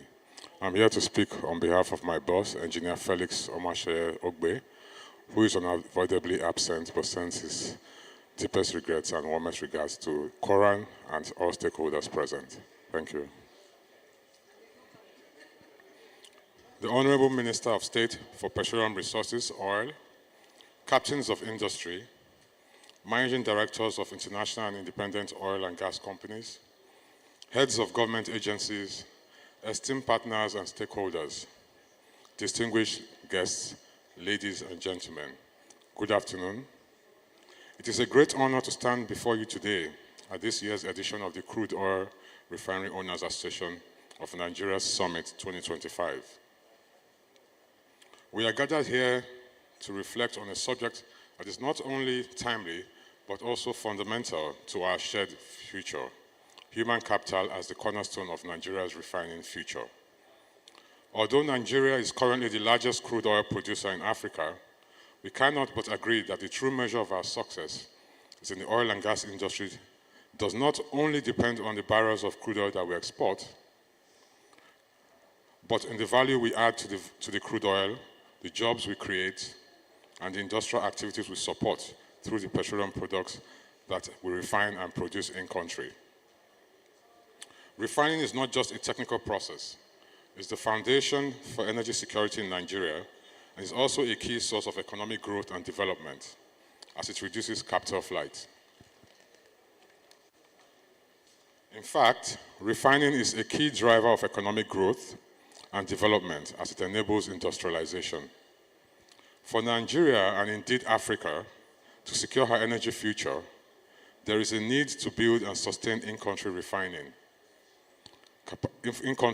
capacity that will be enough to cater to the domestic and regional needs of Africa, and also have extra capacity to export refined products to other regions outside Africa. At the board, we believe that developing the critical human capacity that will drive and support Nigeria's refining future is anchored on the key mandate of the board, which is to develop local capacity and capability across the oil and gas value chain. This is enshrined in our enabling law, the Nigerian Oil and Gas Industry Content Development Act of 2010. As part of our efforts towards our mandate, we embark on several initiatives seeking to ensure that value is retained in country. The board, among others, enables the participation of Nigerians and Nigerian companies in the oil and gas activities. We also support manufacturing through the Nigerian Content Development Intervention Fund and boosting of in-country refining capacity through our investments in modular refineries such as the Watersmith Refinery, Azika Refinery, just to mention a few. Ladies and gentlemen, there's no gainsaying that as a nation, our people are our greatest resource, not oil. However, we have a teeming youth population, and if we harness this demographic advantage, our path to greatness is assured. It is in this light that we have made human capacity development a priority at the board. Guided by our pragmatic strategies and policies, we have invested heavily in training, certification, and skills development to create the needed pool of manpower required to service the Nigerian oil and gas value chain. At the board, we adopt the 60-20-20 principle for our human capacity building efforts. 60% of our efforts go into building skills for employment, 20% goes into entrepreneurship, while another 20% into research and development, which is R&D. This balanced model ensures we do not just create workers, we also create employers, innovators, and problem solvers who will sustain this industry long into the near future. We are already seeing results. Indigenous companies are rising. Modular refineries are operating. Young Nigerians are gaining global international skills.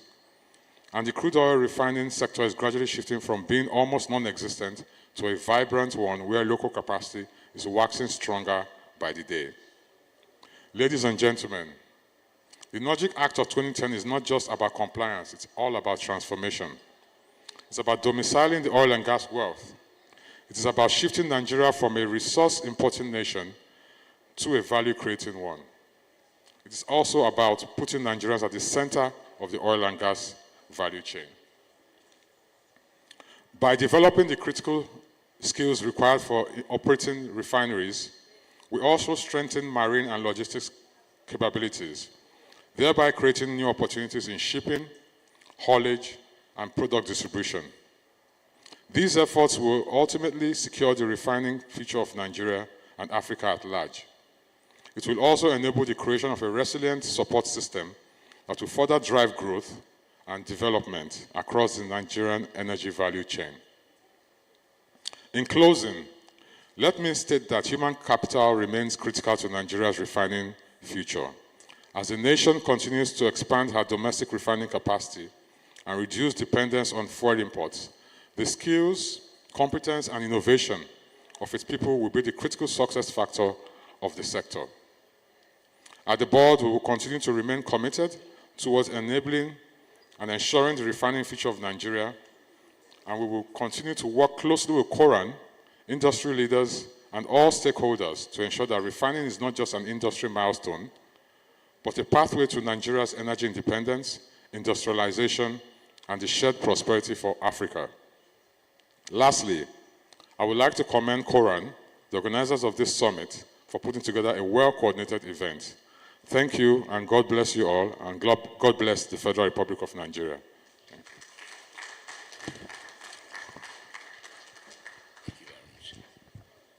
Thank you very much, Mr. Ejiro Dutie, who is the GM, Commercial Ventures for NCDMB. Remove this. Remove this. Remove that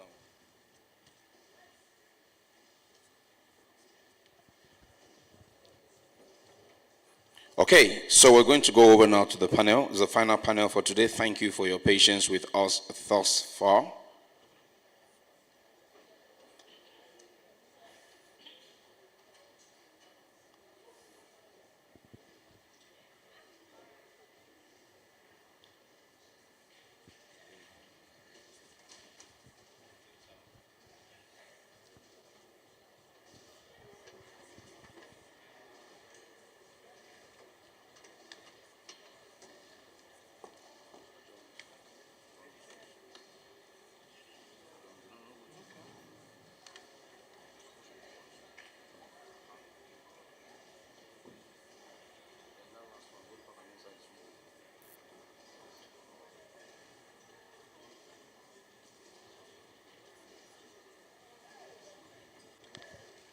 All right.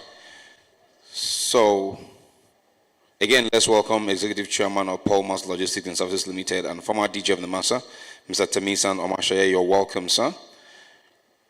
Joining him on the panel is GM Monitoring and Evaluation Directorate at NCDMB.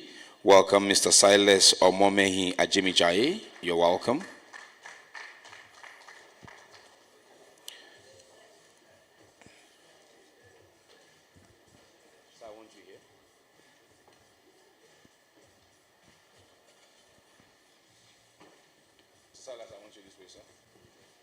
Joining them, I'd like to welcome the Secretary of Clear Gold Refinery and Publicity Secretary for, here sir, yeah, go ahead. For Coran, I'd like to welcome H.A. Stephen Idoko. H.A. Stephen Idoko, you're welcome. He's on our panel.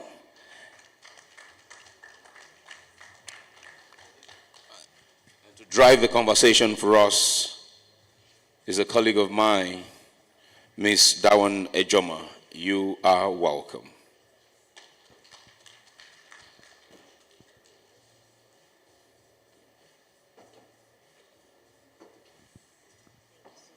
You're welcome.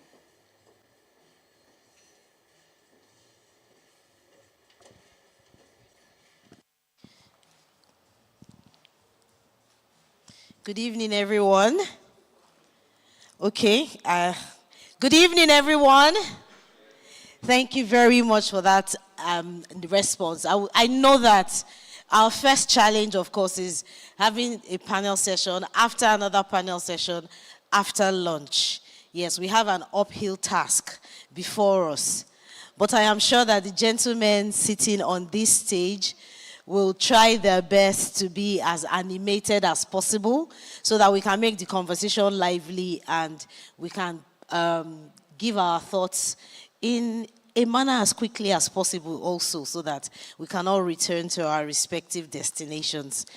So the conversation today, we will be looking at as Nigeria scales up its refining capacity, our ability to deliver products efficiently to depots and retail outlets will depend on two key pillars: deepening local content participation and strengthening maritime and logistics infrastructure.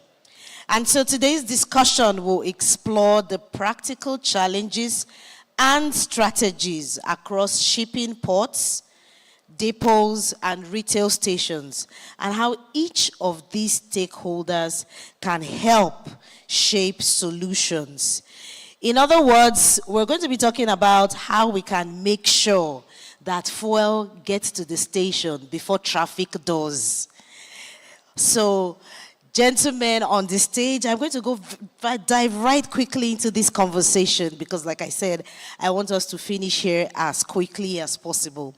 So, my first question will be to the former DG NIMASA and, of course, Executive Chairman, Polmar's Logistics Services. Sir, from your experience leading NIMASA and now in logistics, what are the biggest maritime bottlenecks affecting the smooth evacuation and distribution of refined products across Nigeria? Thank you very much. You're welcome, for this sir. Opportunity. I know how difficult it is for us to be at this hour. My take on the issue of logistics is that, first of all, we've had a lot of talk today on refining and the rest. But I think what we fail to realize, the challenge which we are facing, has to do more with the shipping and logistics of this cargo. It has been quite clearly mentioned that very soon Nigeria will be a net exporter of petroleum products in the first instance. And secondly, we may not be able to right now meet our capacity in the importation of petroleum, of crude oil. So what that basically means is that substantial amount of petroleum, of our petroleum products, be they import or export, would have to be carried out by water. If you look at the way the infrastructure in Nigeria is set up for fuel distribution, it is actually set up on the use of coastal vessels. The pipelines that we have, which are non-functional by NNPC, runs from Warri all the way to the north through Auchi, while we have the one from Port Harcourt running to the north. So when the refineries were operational, that is the Port Harcourt and the Warri refinery, cargoes which are used for Lagos is actually brought in by vessels to offshore Lagos or to the anchorages. Now, what we need to seem to realize, and I think to be quite emphatic on this, is the failure to realize that the failure for Nigeria as a country, or Africa in general, to take control of its logistics, be it transportation and movement of goods to the different locations, is actually a security risk. I think the chairman, Mr. Momo, had mentioned this morning that we take for granted the fact that, the world is being quite fluid, especially when we have the United States, when we have America first. In the event tariffs or some kind of imposition is made on Africa, it's very unfortunate because in Africa we only own 1%, if not even less, than the vessels which are trading here. So if for whatever reason they decide to shut down Africa, when we're having a big challenge. So really what I'm here to do is trying to get the members of Coran as an organization, because really and truly the challenge which Coran will be facing is maybe not in the production or whatever, would actually be in the distribution of the petroleum products. And there is need. I mean, in the areas of logistics, you cannot do it as a one man. I mean, a Coran member cannot say, okay, because NNPC is not giving the product, I'm importing 60,000 barrels per day. It is better that if the 5 refineries are sitting together and says, look, why don't we bring in 300,000, and in the meantime, create a situation where we can also trade those products, because right now our port infrastructures cannot receive the kind of vessels which are required for both import and export. If you look at Lagos, Warri, Port Harcourt, or the rest. So therefore, there is need for all parties to come together to develop common floating infrastructure, which would allow them to reduce their costs. We can have a shared cost basis for a floating infrastructure. And one thing they were mentioning about, having tank farms or whatever in the side and whatever. I think going forward, because we're going to be net exporter, it's going to be absolutely imperative that we're going to be having a floating kind of a trading position because our ports are not ready for vessels to come in, and that is the way forward. Africa, basically more likely Nigeria, is the next frontier for activities here. Afro-Exim is working a lot of stuff to see how they can support Nigeria, but unfortunately, no investment is going to the infrastructure in the development of the shipping and logistics side, and that's where we need to look at very quickly. Thank you very much, sir.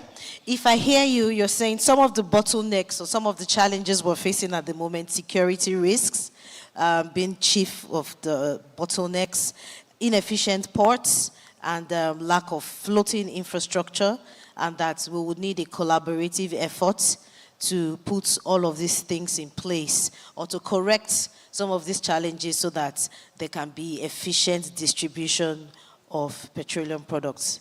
Yes, all right. Thank you very much for your view on that. So my next question goes to Mr. Silas Ajimijaye Omomehi, General Manager, Monitoring and Evaluation, NCDMB. Now, from the NCDMB's perspective, how can local content policy be extended beyond upstream oil and gas into downstream logistics, depots, and retail distribution? Thank you very much, moderator. And I want to commend the chairman of Coran and his team for the excellent job they have done to put this event together. Now, come to how NCDMB can also support in this direction.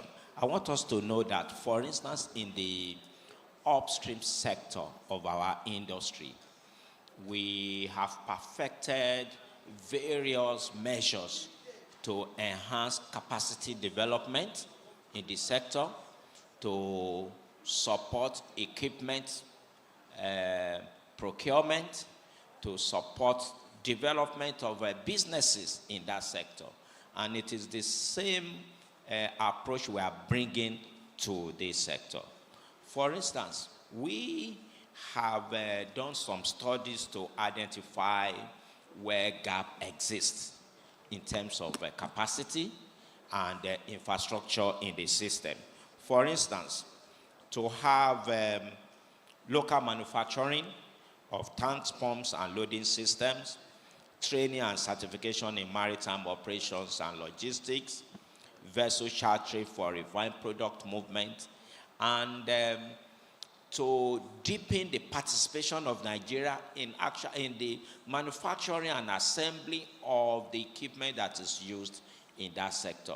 A lot of this we have perfected in the upstream, and we are applying the same template to the downstream sector already. And what I can say to start with in this room is that we want the cooperation of Coran members, because the NCDMB procedures is commonly seen as things that applies to those who are not Nigerians or those who work in the upstream sector. It is not so. Maybe when we come around again, I will speak more about how the Nigerian content guideline is a business enabler, and it can be a game changer for the downstream sector if properly embraced. Thank you. All right, thank you very much, Mr. Omomehi, for sharing your thoughts with us on what NCDMB is doing. But at the same time, I know that Nigerian ship owners struggle with access to funding, compliance, and capacity. Is NCDMB doing anything in that aspect? Okay, thank you. For instance, we have what we call the Nigerian Content Intervention Fund. Let me give you an example. During COVID, certain members of the industry, not from the downstream, they came to the board, and they were able to demonstrate to the board the challenges they have with meeting the obligation they have to their clients. And the board was able to provide financing to support them to tide over that period. Also note that we have some strong members of Coran who have benefited from investment by the board in their activities, and they are leading players in the modular refinery sector, as it were, now. And we are saying that we can do more. We want to work with this sector to be able to put more funds in the sector and also to enhance the sustainability of the sector. Because, as it were now, from our own perspective, we have a lot of players that are doing well or doing not so well, but with the help of MCDMB, we can coordinate. And let me give you an example. Just this last week, we had a local content masterclass at the Africa Energy Week in South Africa. And we were able to demonstrate to the people the 10 key skills that are required in the oil and gas sector, which the board is training and developing capacity and working with partners to develop Nigerians on. We can do the same thing for your sector to ensure that the capacities that you require to run your refinery on a sustainable basis, we can support you in providing that training, that manpower with your support. And also, if you have, you can leverage on the experience of Dupo, Ezekiel, Watersmith, and co on. Good enough, my colleague in this room that represented the ES is the General Manager, Commercial Ventures.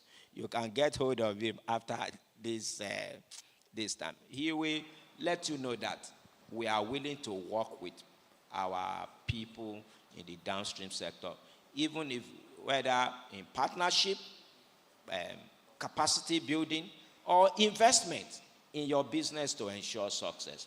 We are already doing that. Note that we have what we call the Joint Technical Committee for Dangote, for instance, which I'm the chairman of that Joint Technical Committee with Dangote. We have a technical committee with NEMASA to deepen the participation of Nigerians in the maritime sector. We have all this kind of arrangement throughout the value chain, but what we have now is that for the downstream sector is a bit fluid, and some of your members, they seem not to be giving us that cooperation that we require. But the key issue, the message I'm passing now is that feel free to come to us.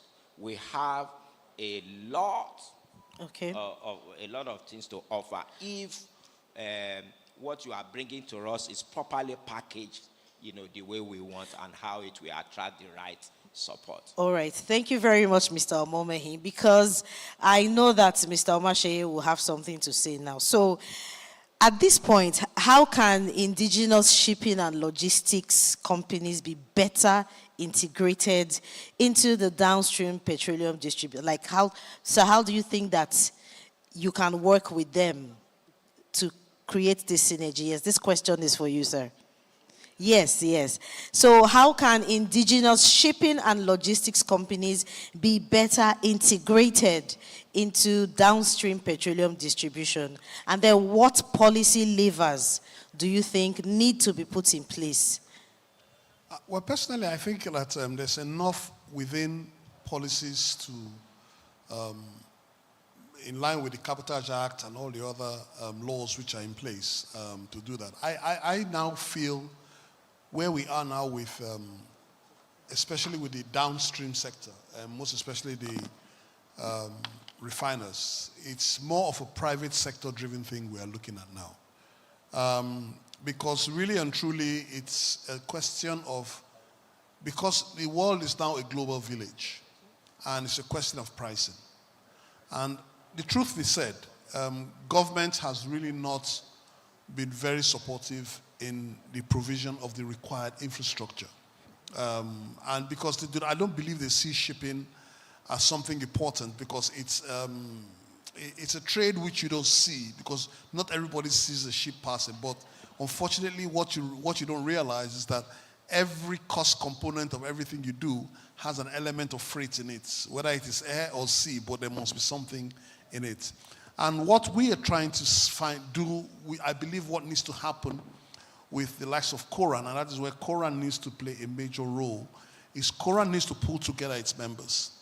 And in so doing, in my own opinion, is that we need to tell ourselves some home truth. And that was the question I was trying to raise in the earlier session, that it is not possible it may not be possible for the federal government of Nigeria, considering their dollar needs, they rely 80% of their dollars comes from the crude oil business on the first instance, and also limited by OPEC quota. So I do know that many now of modern refinery people are looking at the option of actually importing their crude and not depending on the local manufacturing because of the crisis they have. I mean, many of them have made millions of dollars investments and they cannot just sit down there and watching their investment rot away. So they may be faced with a situation to internationalize their crude purchases. But what that means also is that they will need to export their own refined products. Now, the truth be said, they cannot compete with the likes of Dangote. Dangote is doing 650,000 barrels a day, and these guys are doing maybe 10,000, 20, 30,000 barrels a day. And therefore, when it comes to the area of PMS, they may not be able to be as competitive, talking about the catalytic converter. But they are very strong in areas like LPFO, which is a low-power fuel oil. They are also very strong in the area of diesel, AGO, and also very strong in the areas of naphtha, which are products which are demanded internationally. So what that means is that even though they are importing their crude oil for refining purposes, they are also going to be needing to export their refined product. And one thing I need to add to you as well is that we cannot escape what they call fossil fuel. It's just going to happen. Except they're going to start building vessels that are going to be running on gas and LNG and whatever. But as it stands at the moment, we're still going to rely on fossil fuel, as they call it, which means that every vessel is going to require bunker fuel. And requiring bunker fuel, they're also going to receive AGO. Now, the IMO has set a sulfur cap of 0.5% on the fuel oil that is supplied as bunker fuels. Now, the beauty about Nigeria is that we have a very sweet crude where our sulfur content is very, very low. Now, the problem I face when I talk about import is that, unfortunately, we may be exporting our crude to other countries to take advantage of the low sulfur, and we may be forced to import high sulfur crude and therefore create additional problem for us. So there's a give or take situation which needs to see how that happens. But in my opinion, the opportunities are vast. I believe very strongly that if we begin to push this industry stronger, I bet Nigeria is going, as a matter of fact, Nigeria is already the center of attraction. Refineries are closing in Holland, in Europe, because all eyes are on Nigeria. And that is where government needs to drive to support the local refiners because they are the future in addition to other areas of the economy. Thank you. Okay, thank you very much, sir. Yeah, so I know that when it comes to issues of shipping, you are very animated and yeah, because of course, yes, that's your forte. So I would like to ask, what organization do you represent? Yes, you, sir. Okay, my name is Stephen Idoko. I represent Coran. Okay, you're representing Coran. All right, beautiful. Okay, so it's a good thing that you are part of this, that of course Coran is here represented and you are part of the conversation as well. Okay, so how do you balance the local content enforcement with the need for efficiency and competitiveness in the petroleum retail supply chain? Balancing local content with need for efficiency. Okay, so So the interesting thing about the downstream is that Peter the refining revolution, the downstream had already been dominated by locals. We saw the exit of the likes of Texaco, the likes of African Petroleum, where you have indigenous companies taking over those businesses and then running the whole value chain. But when we came in, when local refineries started emerging, we discovered that there was a whole lot of need gaps, and it's good that we are talking about it now. One of the major challenges we've had in recent time, one of our members in the presence of the Dangote refinery, stemmed from the fact that there was a need to bridge a gap in the logistics, which saw to him bringing in trucks, and the whole debate was whether he wanted to dominate even the aspect of transportation and logistics as well. But it's important, it's instructive to note that before he brought in those trucks, the total number of trucks for logistics in Nigeria, owned by Nupeng, was just about 2,000. And he single-handedly brought in 4,000 more. Mr. Marshall has spoken about the area of marine as well in terms of logistics. And we're thinking, why wouldn't they expand, for instance, the cabotage vessel financing funds? We know that fund is available. We're saying now you have a new entrant, which are the local refineries. Like we have all identified, there is a need for provisions for financing around there. Local content has said, okay, they are willing, but we know that whatsoever is the funds available from local content can't go around. We have a huge cache of funds in the cabotage vessel financing funds that haven't been disbursed. We can say, okay, can they re-engineer that fund such that the logistic base of local refining can also benefit from that? The same way we have tried to make arguments to say that, okay, for instance, the MDGIF funds should be made available to even us, the refiners, because we also contribute to that fund so that we can expand. Because for us to be able to effectively optimize within this sector, we would need funds. And we need funds that may be specific, targeted.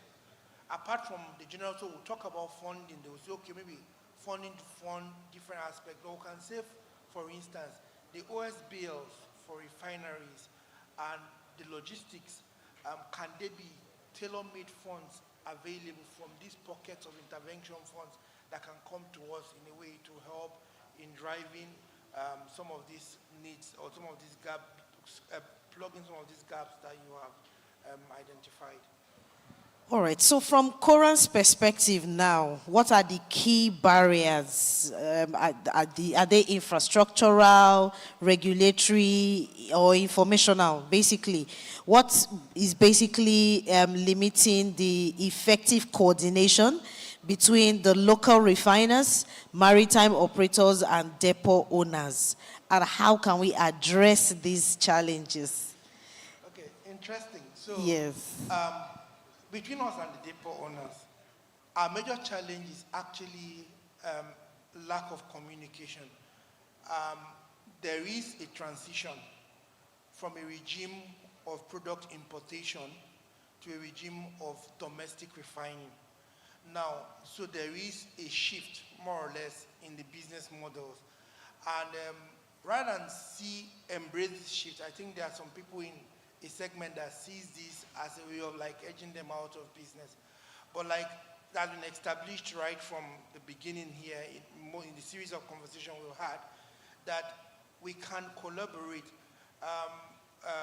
Omashla had mentioned that some of those storages, rather than being a holding bay for imported products, can be a holding bay for exporting of products. So there are rooms for collaboration. And so there's a need for us to understand, there's a need for that communication, for that flow in terms of relationship between us and the depot owners.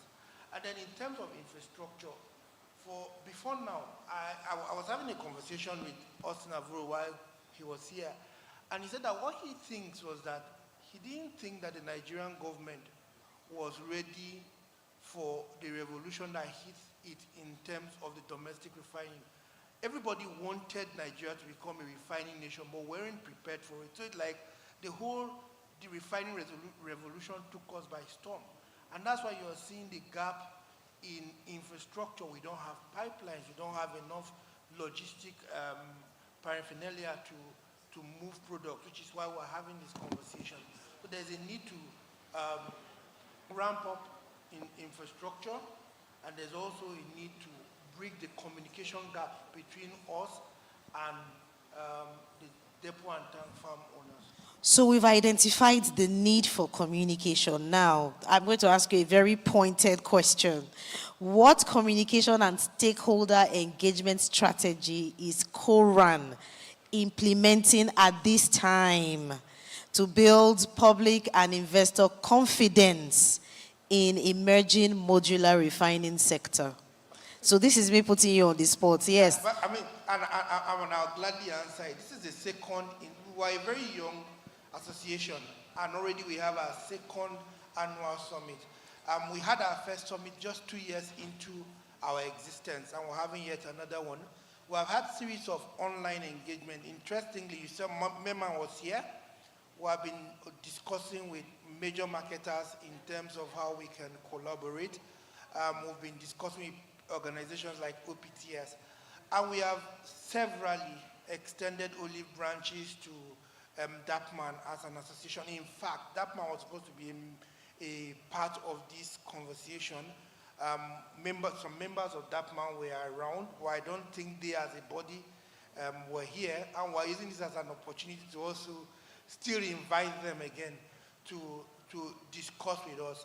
We believe that we need them as much as they need us. There's been a shift. Whether we like it or not, the end of the regime of product import into Nigeria is nearer than we think, and there's a need for them to re-strategize, and their best ally in survival at this time will be the modular refineries. I mean, the local refineries in Nigeria.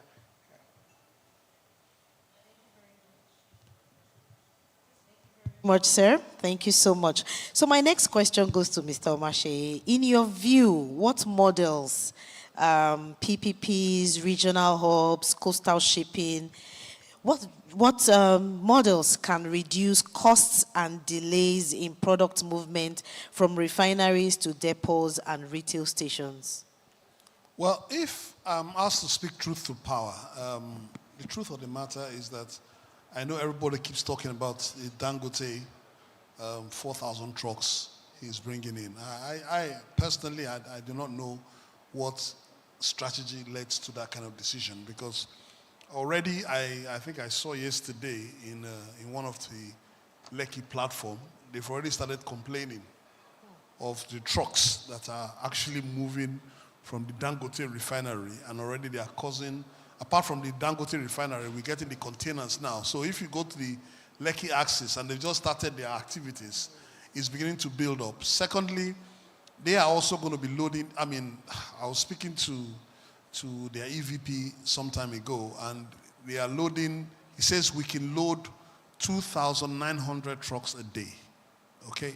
Now, 2,900 trucks comes to about 145 million liters a day, which is more than our demand. So let's say even they load 45 million liters a day. You are talking about distributing that amount of petroleum products around Nigeria. First of all, you can imagine the impact that will have in the Lekki axis on its own. That is on the one side of it.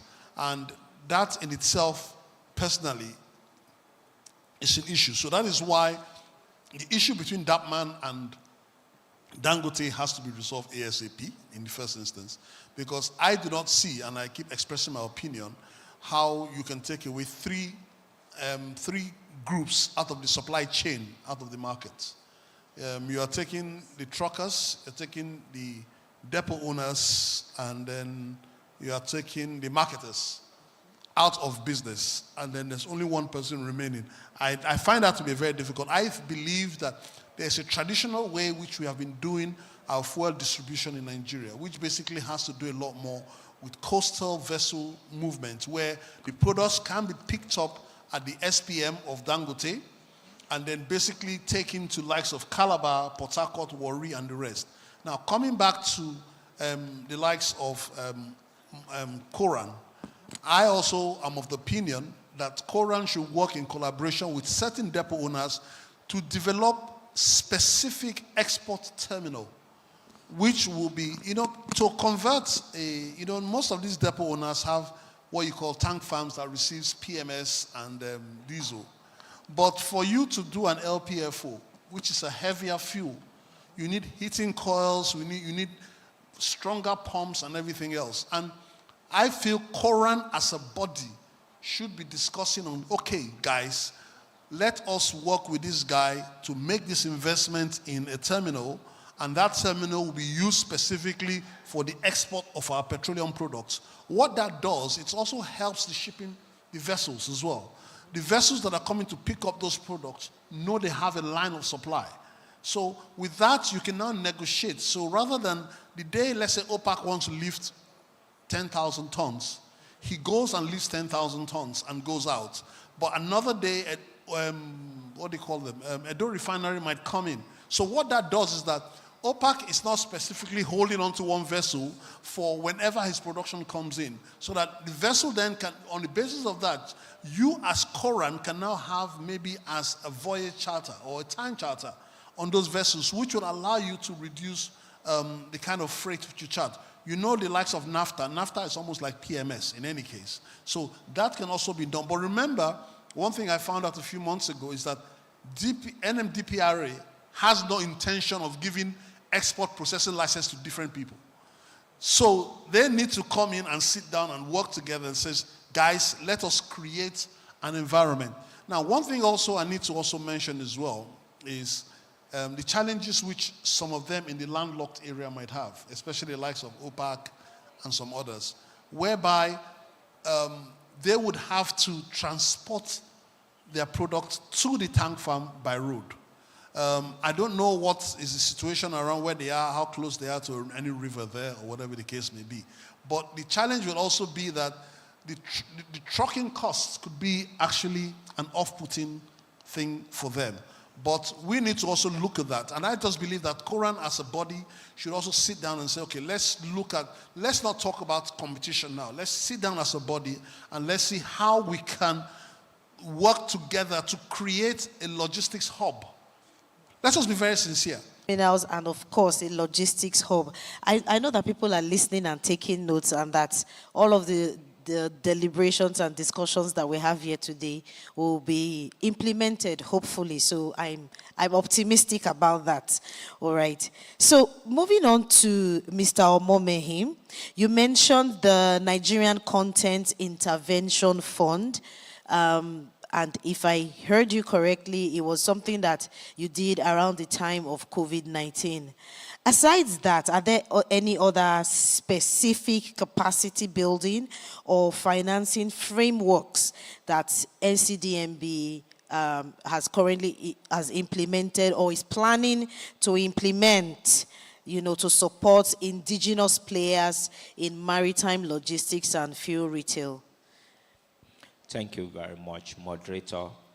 As a matter of fact, we already have approval to hold a midstream downstream summit anytime soon within the next 1 month to bring the practitioners of that industry together to really understand the need of the industry from the mouth of those who are in that sector.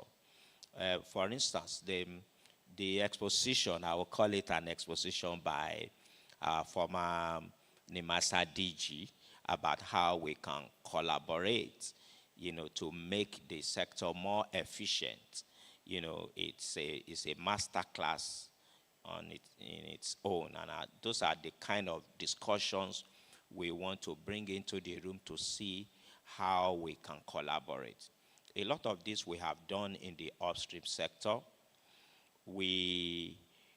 These financial products that we have capacity building products also, as my colleague mentioned earlier in the ES speech.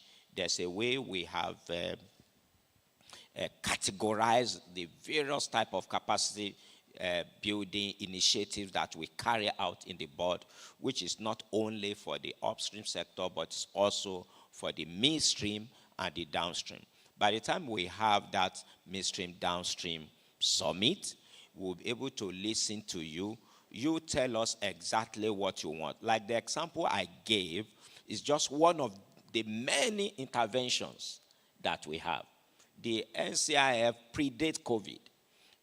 That example was that a product that was created for the industry for that particular period. So as well, if you come together, let us know that this is your specific need. We have been responding to the need of this sector, from on a case-by-case basis. But we want to move not only from that to our ability to be able to harness the capacity of the industry and make it more efficient and deepen local content participation. All right, thank you very much. So there's need to scale. There's need for us to move from dealing with... Essentially, the ball is now in the court of Coran. Some of the Coran members have been working with us, like my gentleman here. They have been working with us, Dapman, Merman, all of them. We have forum where we meet. However, we want to be able to expand it to really understand the need of the industry and respond accordingly. Thank you. So from your own perspective, and this is a wrap-up question because we've been told to round off, how can Coran, government agencies, and private operators collaborate more effectively to turn today's insights into practical outcomes? So we want to walk the talk.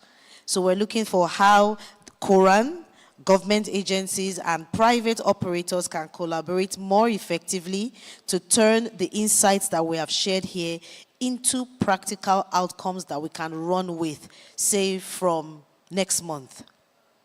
Thank you very much. You know the NOGIC Act, Section 2 and Section 106 of it, gives the NCDMB that mandate to develop local content in the entire spectrum of the Nigerian oil and gas sector. Now, we have a program coming on which we call the Practical Nigerian Content. For instance, we want our people in the room to show more interest in a forum like that where we're able to network and bring people in the industry together to do good business. The second thing is what we call the NOGOV. After the NOGOV, we have harnessed all the panel sessions and the outcome of that, and we're already working on it to deploy the learnings from that to the industry to help even Coran and the others. Now, something was mentioned today when we had the breakout session with the executives, that we should, after this event, I believe the Secretariat will do a good work to harness the learnings and the experiences from this, and we can have a sort of a stakeholder session whereby it's not about talking now, it's about utilizing the learning from this program and see how we can implement. I have told you, and in the ES speech, it is very clear, and in what I'm saying is very clear. Let us know exactly what you need from the capacity development standpoint, both for individuals and for businesses in the sector, and then we'll be able to respond accordingly. Let us know what you need from NUPRC, let us know what you need from NIMASA, and what you need from NMDPRA, and so on. very clear and concise, and we'll be able to move in. All right, thank you very much. So the NCDMB runs an open door policy. All you have to do is come and ask. So to our gentleman from Coran, your final question, so just give us your final thoughts on this. If you had to pick one immediate policy action that would improve local content and logistics efficiency in the downstream retail distribution, what would that be? One immediate policy action that we can run with in, say, next 1 month. Yeah, in fact, the government has to, like yesterday, implement the local refining development funds. It's very, very key. There are quite the different aspects to this. We have discovered that there's a need for some sort of intervention in the area of logistics, be it marine, be it for those who are in landlocked areas. So it's very, very key. I've said there's a need for the OSBLs. And good thing, we do have locals who are EPCM companies. A lot of them participated in this workshop as well. What we are saying to NCDMB, for instance, is to identify those EPC companies that work closely with us. So if we are giving them contracts, you can intervene by way of contract financing, so they can help us in developing OSBLs for our refinery. So funding for me is something that government will have to do like yesterday. Funding. Thank you so much. And then my final question to Mr. Omashe would be, if you had to pick one immediate industry-led solution that would improve local content and logistics efficiency in the downstream retail distribution sector, what would that be? An immediate industry-led solution. Maritime. A round of applause for that, ladies and gentlemen. I would like to ask if there are any questions from our audience, just 1 or 2 questions so that we wrap up this session. The MC is already giving me the sign to wrap up. So if we can take any questions, if you have any questions for our panelists, let's just have that. If not, then I believe that we have come to the end of this session. Distinguished ladies and gentlemen, thank you so much. All right, thank you very much. Please rise for a family photo. Moderator and panelists. Yes, the applause is fitting for them. Okay, so we've come to the end of Coran Summit 2025. And to my friends at the Eco Hotel, when the weather is hot outside, this room better be cold like this the next time I come here. It's been quite chilly in the room here today, but you're refusing to allow me forget Cape Town. This is Cape Town, most cases outside, but it's okay that the cooling units are as beautifully working as this. All right, there you have it. We've come to the end of the summit for 2025. I want to thank all of you for being part of this process. Can we please give Coran a round of applause for beginning the conversation? I want to say a big thank you to Legend and Legacy for putting this together for Coran. I want to say a big thank you to everyone that's worked behind the scene. See you at the next summit, and of course at the many stakeholder engagements that are going to be happening following this particular summit. By the way, the session that was held to the left here earlier today was more like a foundational session for why this whole summit was put together today. So see you all next time. Have a great evening. Bye-bye.